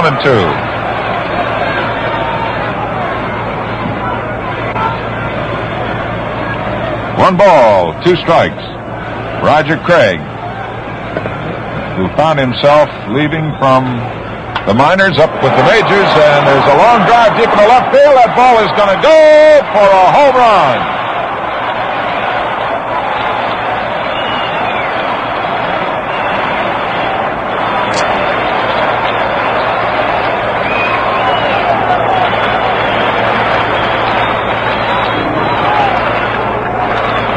So Bob Serve has finally dented the old hit department, and what a hit he got. A long drive that hit the railing upstairs and bounced in the lower seats for a home run, and the score is now 4-2. And that is the 4th hit given up by Roger Craig. Craig, who started the year at Montreal and then on July 16th found himself with the Dodgers, never dreamed he'd be pitching in the World Series. And here he is. And there is activity in the Brooklyn bullpen. Here's Elston Howard, right-hand batter. First pitch is a fastball, strike 1 call. Clem Labine and Billy Lowe's start to go to work for the Dodgers. Both right-handers. Craig is ready. The pitch is low and outside. Elston Howard taken for a ball. 1 ball, 1 strike. And the Dodger rooters, who a few moments ago were rather carefree and happy and rollicking, are now starting to get a few worry lines. Low outside, ball 2. 2 balls, 1 strike. This is the 5th game of the World Series. Brought to you with the very best wishes. The wonderful folks of the Gillette Safety Razor Company of Boston. The outfield straight away. Left side of the infield's deep, and Craig's ready. The 2-1 pitch to Howard outside for ball 3. 3 balls and 1 strike, and Roy Campanella goes out to have a chat, and Pee Wee Reese, as if fired from a jet, comes in to have a chat with his pitcher. Craig has been going right along as smooth as can be, and then all of a sudden he is having a little trouble with his control. He gives up a big home run blast to Bob Serve. And here's Elston Howard with a 3-ball, 1 strike count, stepping back in. The outfield playing straight away and deep in all fields for the Dodgers. Reese deep at short, Robinson deep at third. Craig looks to Campanella. He's into his windup, and here's the 3-1 pitch to Howard. A fastball, strike 2 call.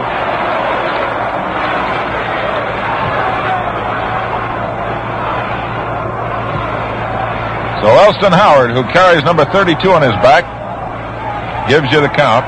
And the payoff is low for ball 4. So while we wait for Irv Norn to come up with Elston Howard on first, let's pause 10 seconds for station identification. This is Mutual, the radio network for all America. Walter Alston, the manager of the Dodgers, is coming out. as Roger Craig, who has been going along so smoothly, finds himself in trouble. After giving up a home run to Bob Cerv, he has walked Elston Howard. And the Yankees are only 2 runs away, and this is the top of the 7th inning. Alston looking out to the bullpen. Labine is out there, and Billy Lowe's is out there. And the question of debate is whether Mr. Alston is going to lift Roger Craig or whether he will give him a vote of confidence and go on. Umpire Bill Summers goes out there, and Pee Wee Reese acts as the interceptor. He's talking to the umpire while Walt Alston chats with his pitcher and his catcher, Roy Campanella. Alston, still rolling it over in his mind, says he's going to make a change. So we're going to have a new pitcher for the Brooklyn Dodgers.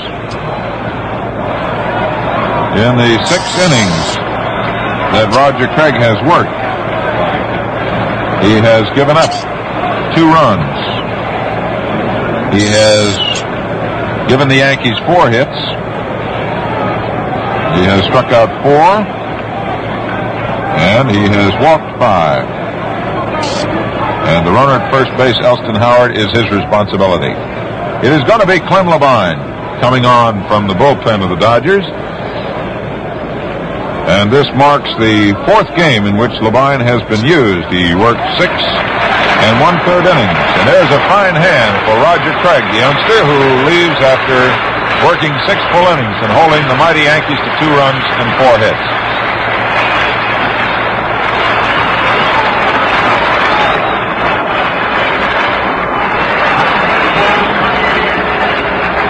Clem Labine will now go to the mound for the Brooklyn Dodgers. And as I started to say, he has worked in 3 games. This is his 4th game. He's worked 6 1/3 innings. He's given up only 6 hits, 2 runs. 2 of those have been earned. He has struck out 1. He has walked 2. And he was given credit for a victory. And he's been charged with no defeats. So Labine comes on here in the 7th inning. And the Dodgers, holding a 4-2 lead, are watching with apprehension the Yankee dugout, because from it will come the members of the Yankee team. Bob Cerv, who hit his home run, goes into the record books. He's the 9th guy to hit a pinch home run.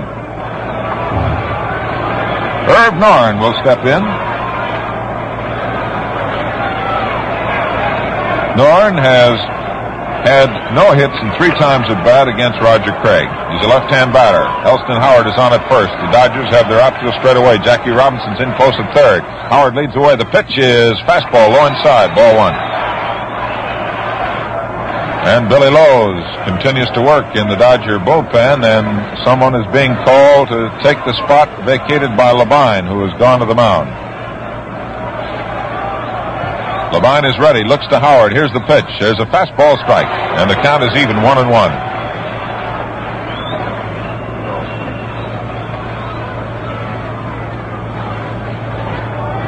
The outfield straight away. Carl Spooner joins Billy Lowe's now in the Dodger bullpen. Elston Howard jumps off to a 2-step lead. Hodges holding against him. The pitch is taken inside for ball 2. So Clem Labine, who looked as cool as a fall afternoon yesterday, is looking just as cool now, but I wonder within himself if he isn't a little concerned. The 2-1 pitch is on its way. Norrin swings a ground ball to the right side, taken by Hodges, throws to Reese for 1, the throw back to Hodges, a double play.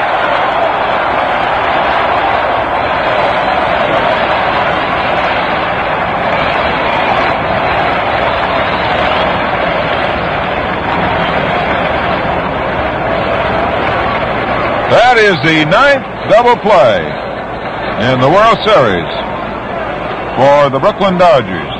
And Mr. Gil Hodges continues to cover himself with glory as he got that ball over quickly to Reese, who got it right back to Hodges. And that is the 4th double play that Norrin has hit into in this World Series. Here's the pitch to Gil McDougall, a curveball on the outside corner, strike 1. So the Dodgers have wiped the Yankees off the bases, and McDougal comes up with 2 out. And the Dodgers are hanging on to a 4-2 lead. And Labine continues to work. Next pitch, a curve in the dirt. So it's even, 1-1.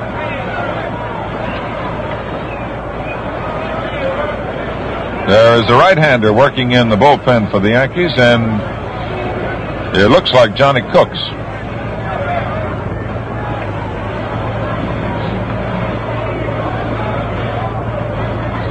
Here's the 1-1 pitch, swung on, a ground ball, gloved nicely by Labine. He lets him run, he throws, he's got him.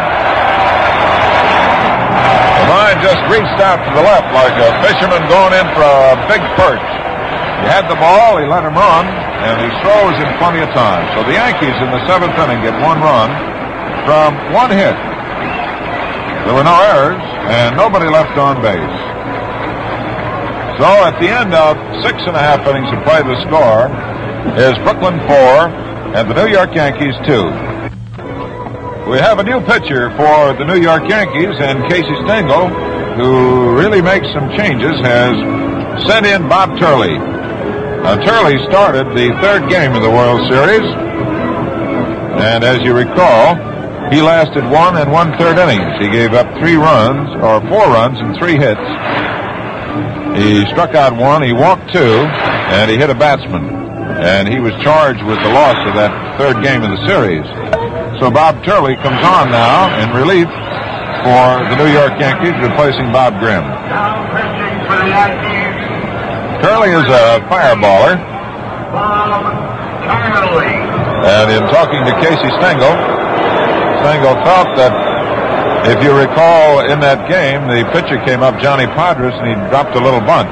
And the feeling was that if the bunt had been fielded and the throw had been made, Turley might have remained in the game. Well, it'll be a new pitcher, Bob Turley, and the batter is going to be Clem Labine. The first pitch by Turley is a fastball that's outside for ball 1. And when we say fastball, we mean a singing, humming fastball.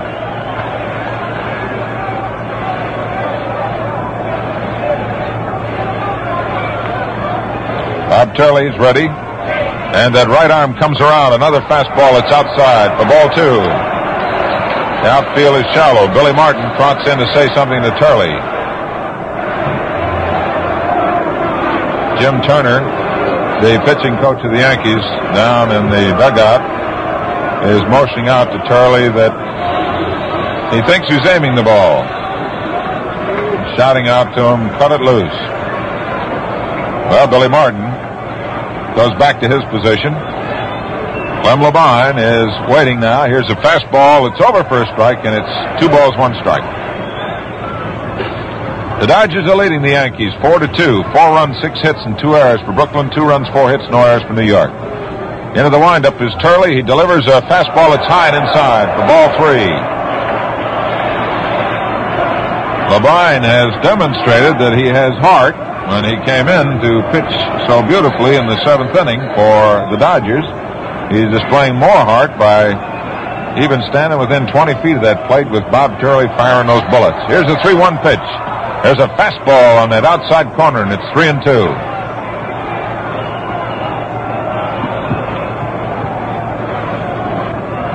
Three balls, 2 strikes. Labine leading off. 3-2 pitch is a swing and a miss for strike 3. And Bob Turley gets his first strikeout.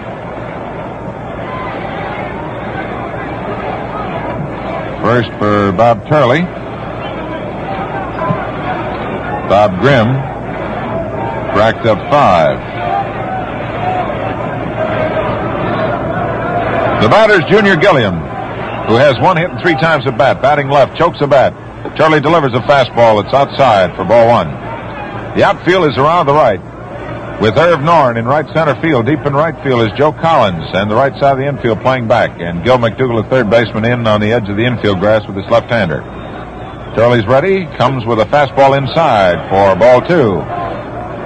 And if you needed an indicator to appreciate the speed of that ball, you watch Yogi Berra's mitt, because when that ball hits in there, dust flies. Turley, strong and young, looks in. Starts into his windup, and the 2-ball pitch to Junior Gilliam is a fastball that's inside and low for ball 3.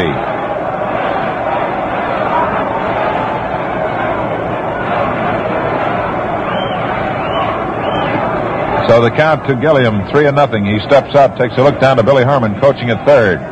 Jake Pittler pacing up and down in the first base coacher's box. Pee Wee Reese is on deck, and Turley's ready. The 3-0 pitch is a strike right down the middle. So the 3-1 situation, and Gilliam takes another look down to Herman. He's back in. He's choking that bat about 3 inches from the end of the handle, and Turley's into his windup. The 3-1 pitch is a strike call. So it's a full count. And Bob Turley is displaying a little heart out there.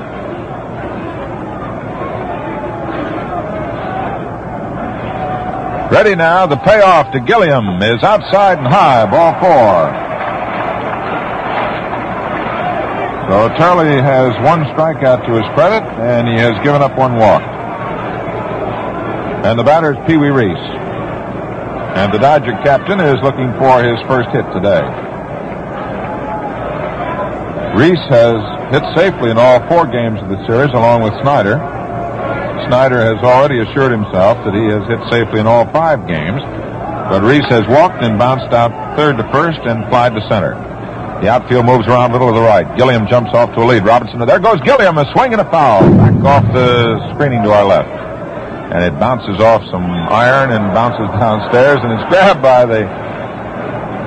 an associate of the governor of New York State.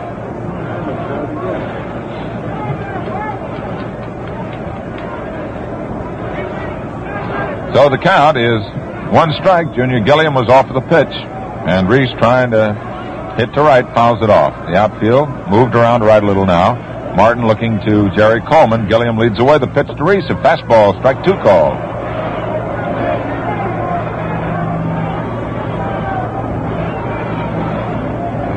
Bob Turley working in relief of Bob Grimm. With the Yankees trying to hold down the 2-run advantage the Dodgers have with Junior Gilliam on at first. 1 out. Gilliam with a 3-step lead away from first base. Robinson holding against the run. The pitch, a fastball, strike 3 call. And Reese knows it and grabs his bat and strolls towards the dugout. So Bob Turley gets his second strikeout. And here's Duke Snyder. And here's a guy who's already turned in a hard day's work with 2 home runs. He'll sure be ready for a shower. Duke Snyder, 2 home runs in 3 times at bat. And the outfield is around and deep to the right. There's a swing and a foul, and it comes flying back to that screen. Mr. Turley is practically knocking the bat out of the batter's hands. He is overpowering them.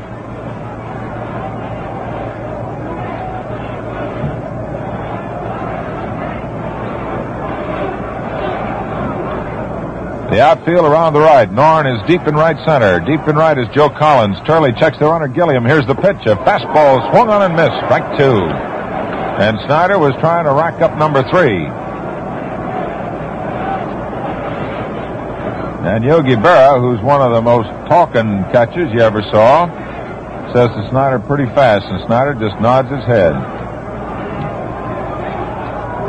Turley's ready once again. The pitch to Snyder, swung on, a fly ball hit deep in the left field. Moving over to his right is Elston Howard, still coming on. He can't get it. It drops in. Fair ball, and the throw is to second. And sliding in is Duke Snyder.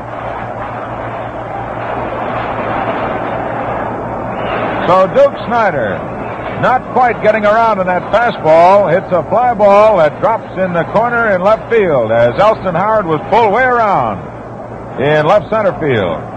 And the Dodgers have runners on at second and third, and that is the first hit off Bob Turley. And Duke Snyder has 2 home runs and a double for 4 times at bat. Here's Roy Campanella. Campy walked in the 5th inning. He flied to center in the 3rd, and he was called on strikes in the 1st inning. He was hitless in 2 official times at bat against Bob Grimm. And he is now facing Bob Turley. Turley's ready to work. The Dodgers have 2 men on. The pitch is low and outside. Fastball, ball 1.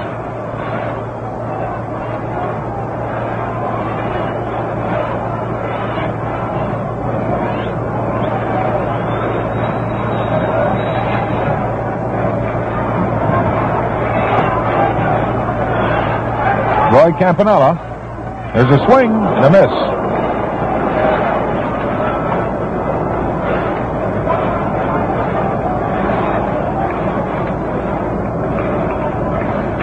One ball, one strike. Roy Campanella's the batter. Junior Gilliam on at third. Duke Snider's on at second. They lead away. 2 out. The pitch. A swing and a foul, and it's going to go out of play back in the upper deck.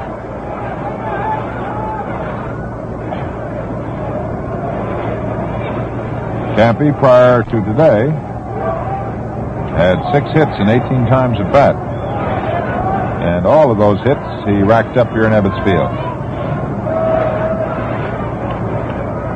The outfield straight away for Campanella. The left side of the infield's back with 2 out. Gilliam 2 steps away from third. Snider strolls away from second. Martin trying to bluff over that he's going to run over. And Turley delivers, and there's a curve that's way inside, and down goes Roy Campanella.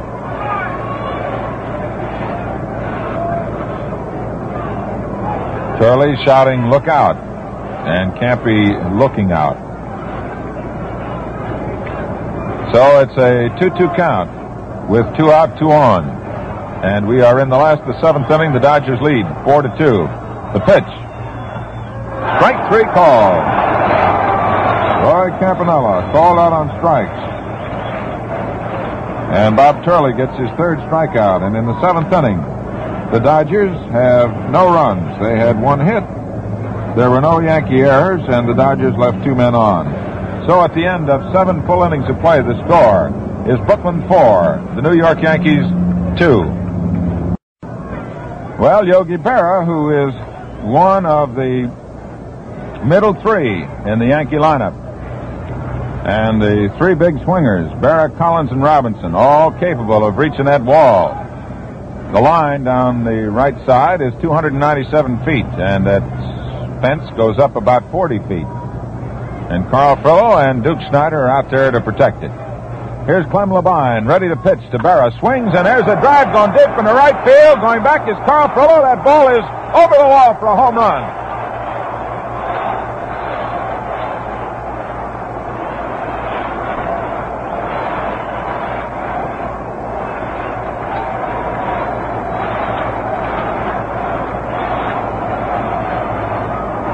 Well, Yogi Berra has just come up with his first RBI of the World Series. A home run blast out over the 40-foot wall onto Bedford Avenue, and the score is now 4-3.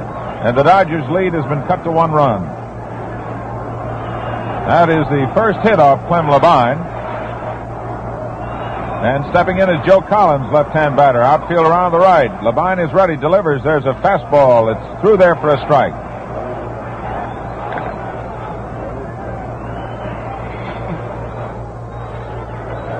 The Yankees connected pretty well yesterday off Labine's offerings, but the Dodgers came up with some fantastic catches. Curveball is outside, 1-1. Some great catches on the part of Duke Snider, Sandy Amorous, and Carl Frillo. Kept Labine out of trouble. Don Besant and Billy Lowe's working in the Dodger bullpen, and the score is 4-3, and this game is not yet over. Here's a curve that's low for ball 2. 2 balls, 1 strike. Joe Collins steps out.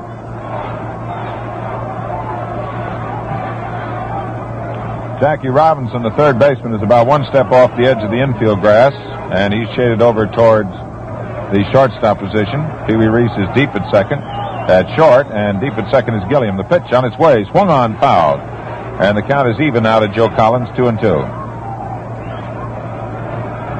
This is the top half of the 8th inning, and the Dodgers, with 4 runs, 7 hits, and 2 errors, are not breathing easy as they look up at the scoreboard and find the Yankees have 3 runs, 5 hits, and no errors. And the most important statistic to these 2 ball clubs is the run department. 4 for the Dodgers, 3 for the Yankees. Here's the 2-2 pitch to Collins, a curve that just misses for ball 3.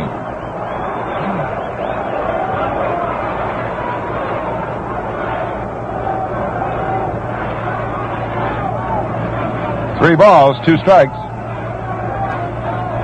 Joe Collins steps out for a moment. Now he's back in, a left-hand batter. Collins has struck out, bounced out, and walked. There's a curve swung on and missed for strike 3. The ball dropped by Campanella, who tags Collins. And that is strikeout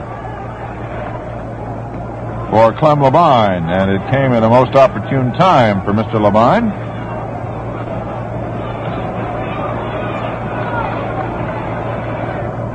So with 1 out, the batter now is Eddie Robinson, the big left-hand batter, who has walked twice, who struck out in the 6th inning. Eddie Robinson really wraps himself all around that plate. Labine is ready, gets a curveball that's over for a strike. And man, that curve is really curving. That is no optical illusion.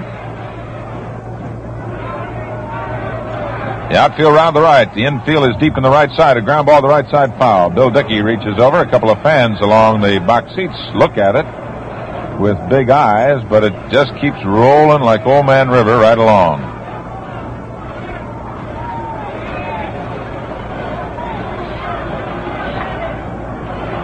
Yale Hodges playing 1 step off the edge of the outfield grass at first base and about 5 steps off the line.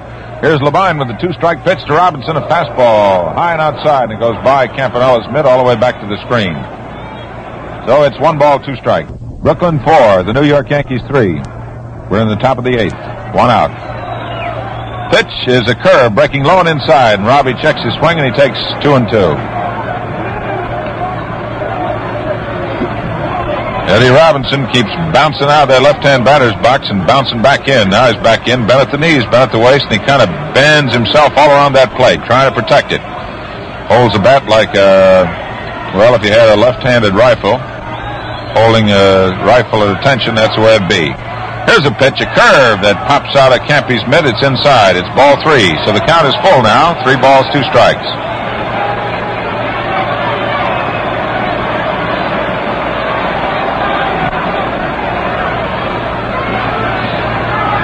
Bill Summers, the umpire, back of the plate. Frank Descoli is at third. Jim Honachik's at second. And Lee Balafant is at first base. Labine is ready, and here's the payoff pitch to Robinson. A curve. He drives it out in the right field. It's in there for a base hit. Carl Fuller going over near the wall. It bounces off the wall, and Robinson is held at first base. As Carl Fuller, reading every inch of that wood out there, gets that ball before it flickers away too many inches. So Robinson lashes one in right field, and the Yankees have a runner on at first, and he represents the tying run. And we're going to have a runner for Robinson.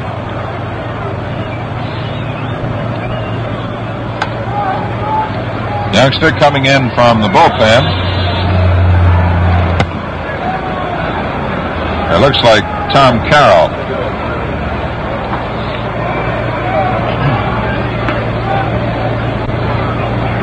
So Eddie Robinson, having performed, is replaced by, is that Tom Carroll?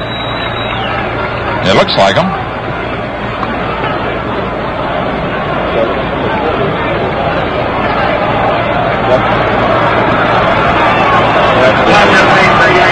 Tom Carroll running for Robinson. The throw to first, back safely. Carroll is a bonus baby signed by the Yankees. Hank Bauer is running out into the left field corner of the bullpen. So we may have Hank Bauer in this ball game yet. From Labine, checking Carroll carefully. The pitch to Billy Martin is outside for ball 1.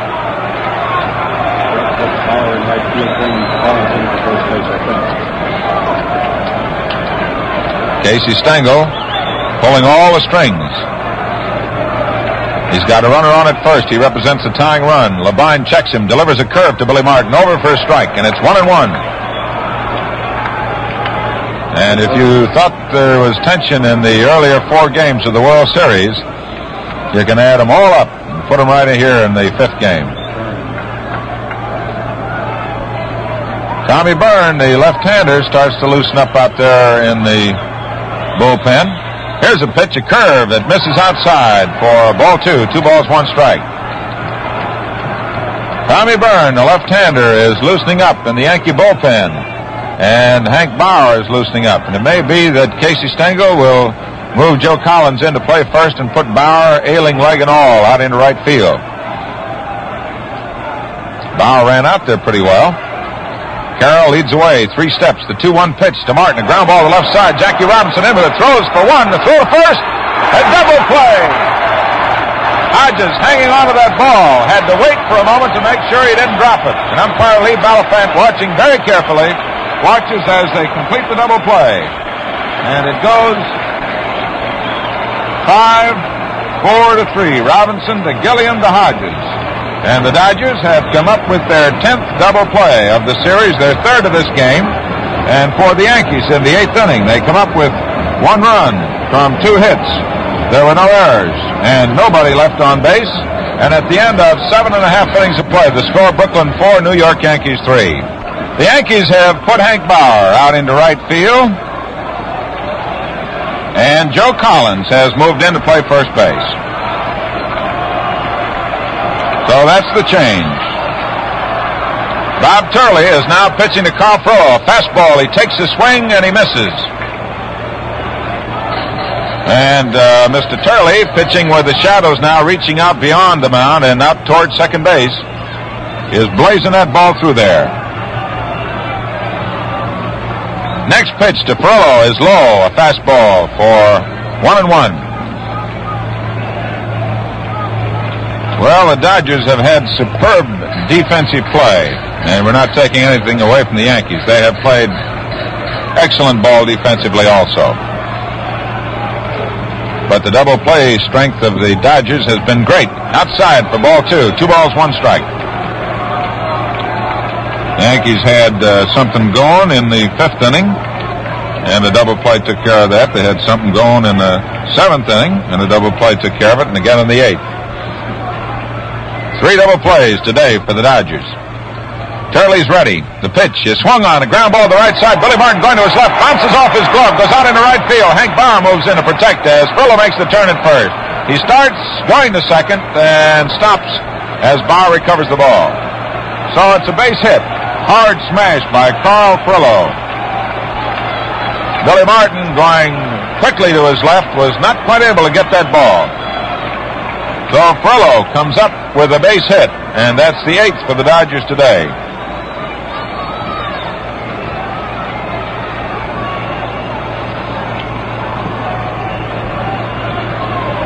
Here is Gil Hodges stepping in.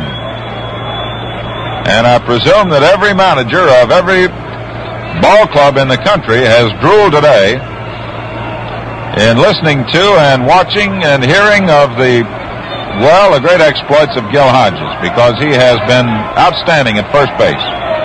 He has 2 hits and 3 times at bat. Right-hand batter, bent at the waist. He started to look as if he was going to square away to bunt, and then Turley stepped off the rubber. He's back in.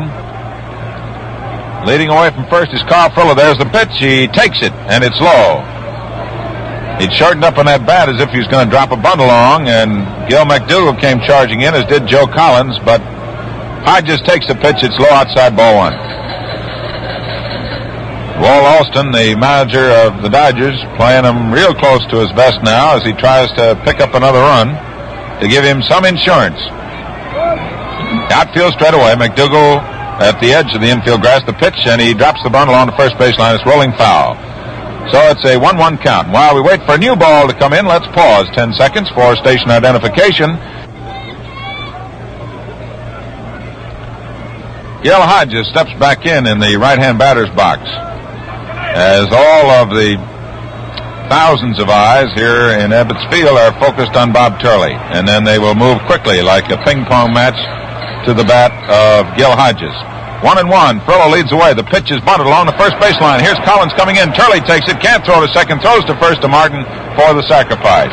And the play goes 1-4. And the sacrifice is good, and the Dodgers have a runner on at second. And the applause is for Jackie Robinson, who has lined out to the shortstop, who has walked, and who has bounced into a double play. Jackie, prior to today's game, had 3 hits and 15 times at bat, but the statistics do not measure the strength that he has provided Brooklyn on the left side of the infield and the inspiration he has given them whenever he has been out there on those base paths. Frollo is on at second. Yogi Berra goes out to have a chat with his pitcher, Bob Turley. The outfield for the Yankees has Elston Howard in left field. Irv Norn is in center field, and in right field is Hank Bauer.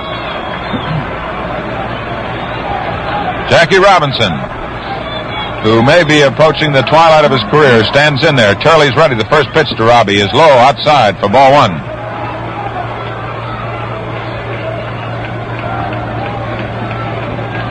Robinson holding that bat right on his right shoulder, looking out every moment to make sure he can pick that ball up because it is becoming a little darker than it was a while ago. The pitch to Robinson swung on a ground ball, hit back out over second base, going into center field. Here's Frollo making the turn at third, and the throw is to second base, and Robinson, who had turned first, going on to second, has to go back. But it's a single for Jackie Robinson into center field, and the Dodgers have picked up another run. So the score is now 5-3 with the Dodgers leading. And Jackie Robinson, as he came back to the Dodger bench, was greeted by all of his teammates who have been applauding the performances of the veteran for every game and every inning and every moment of the 5 games of the World Series. Tommy Byrne is still working in the Yankee bullpen. Here's Sandy Amorous with a home run, and he has struck out twice, so he's 1 for 3. A runner on at first to Jackie Robinson. Robbie leading away from first, and the pitch to Sandy is a fastball low inside for ball 1. The Dodgers have 5 runs. They have 9 hits, and they have committed 2 errors. And the Yankees have 3 runs, 6 hits, and they've played errorless ball. Bob Turley checks the runner at first base, Jackie Robinson. Here's the 1-ball deal, and it's inside. Too close for ball 2, and Sandy Amorous sort of jumped back in amazement as that ball went sailing right by. 2-0.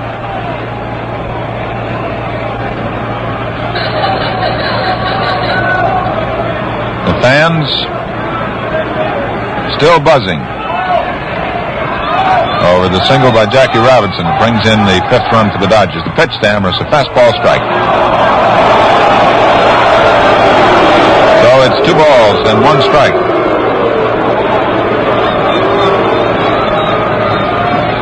The Shadows have now reached almost out to second base. The right side of the outfield is still in the sun. The pitch is a swing and a miss, and it's 2-2. Amorous went fishing for a fastball that was high and outside.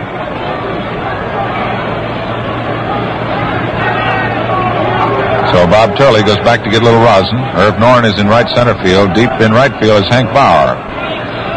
And Joe Collins has taken over at first base. Robinson leads away. The 2-2 pitch, a swing and a miss, strike 3. So Turley, going back to that fastball, pumps it by, and that's the 4th strikeout that he's racked up.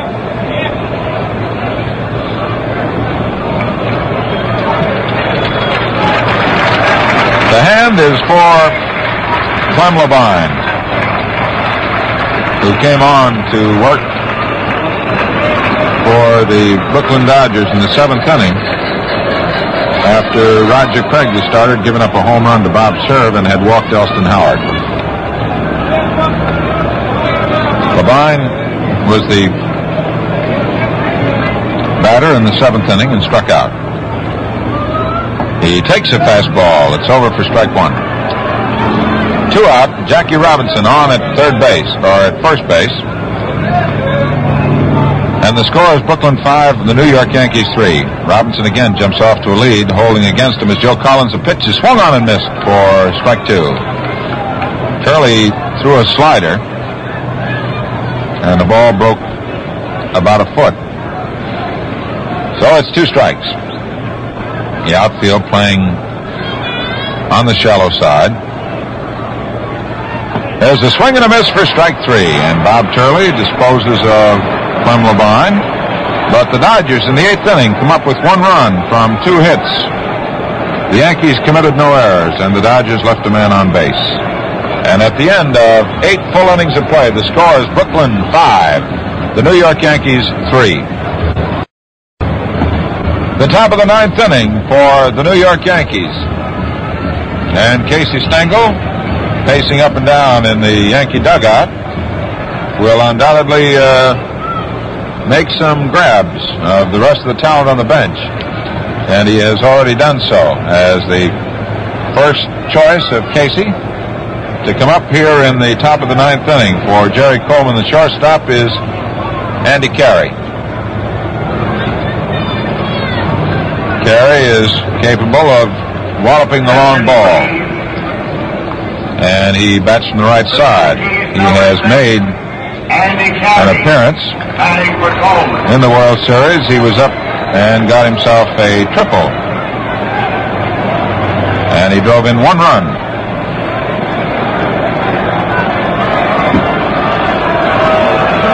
So Andy Carey, a right-hand batter, faces Clem Labine. In the first pitch, he hits a sharply hit ground ball down to Jackie Robinson, knocks it down, makes the throw, he's got him. Jackie Robinson playing very careful on that sharply hit ground ball. Went to one knee, knocked it down, made the throw, and he has 1 out. So Carey, batting for Coleman, bounces out 3rd to 1st. And somebody running in from the bullpen, looks like Tommy Byrne, is being brought in to swing for Bob Turley. Byrne not only can pitch well from the left side, but he swings well from the left side. In the game that Byrne pitched and won, he was at bat 3 times, came up with 1 hit, and he drove in 2 runs.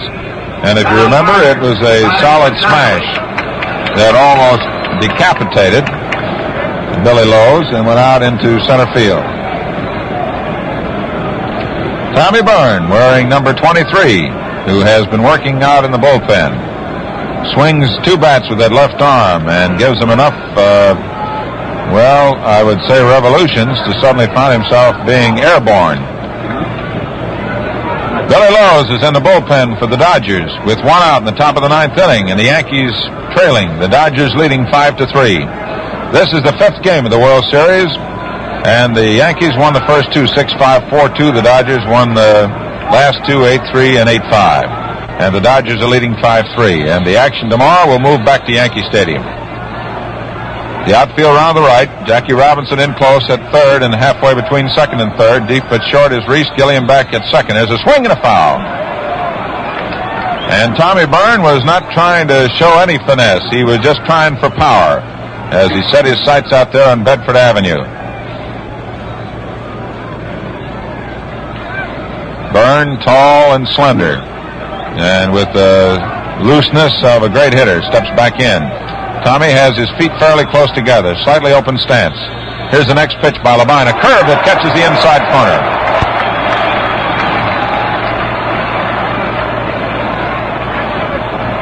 So Clem Labine, who could practically run for a big office in the borough of Brooklyn and be unanimously elected at this moment, is working on the mound. And the 2-strike pitch to Tommy Byrne is a curveball, a ground ball to the right side. Gilliam has it, makes his throw to Hodges, and there's 2 out.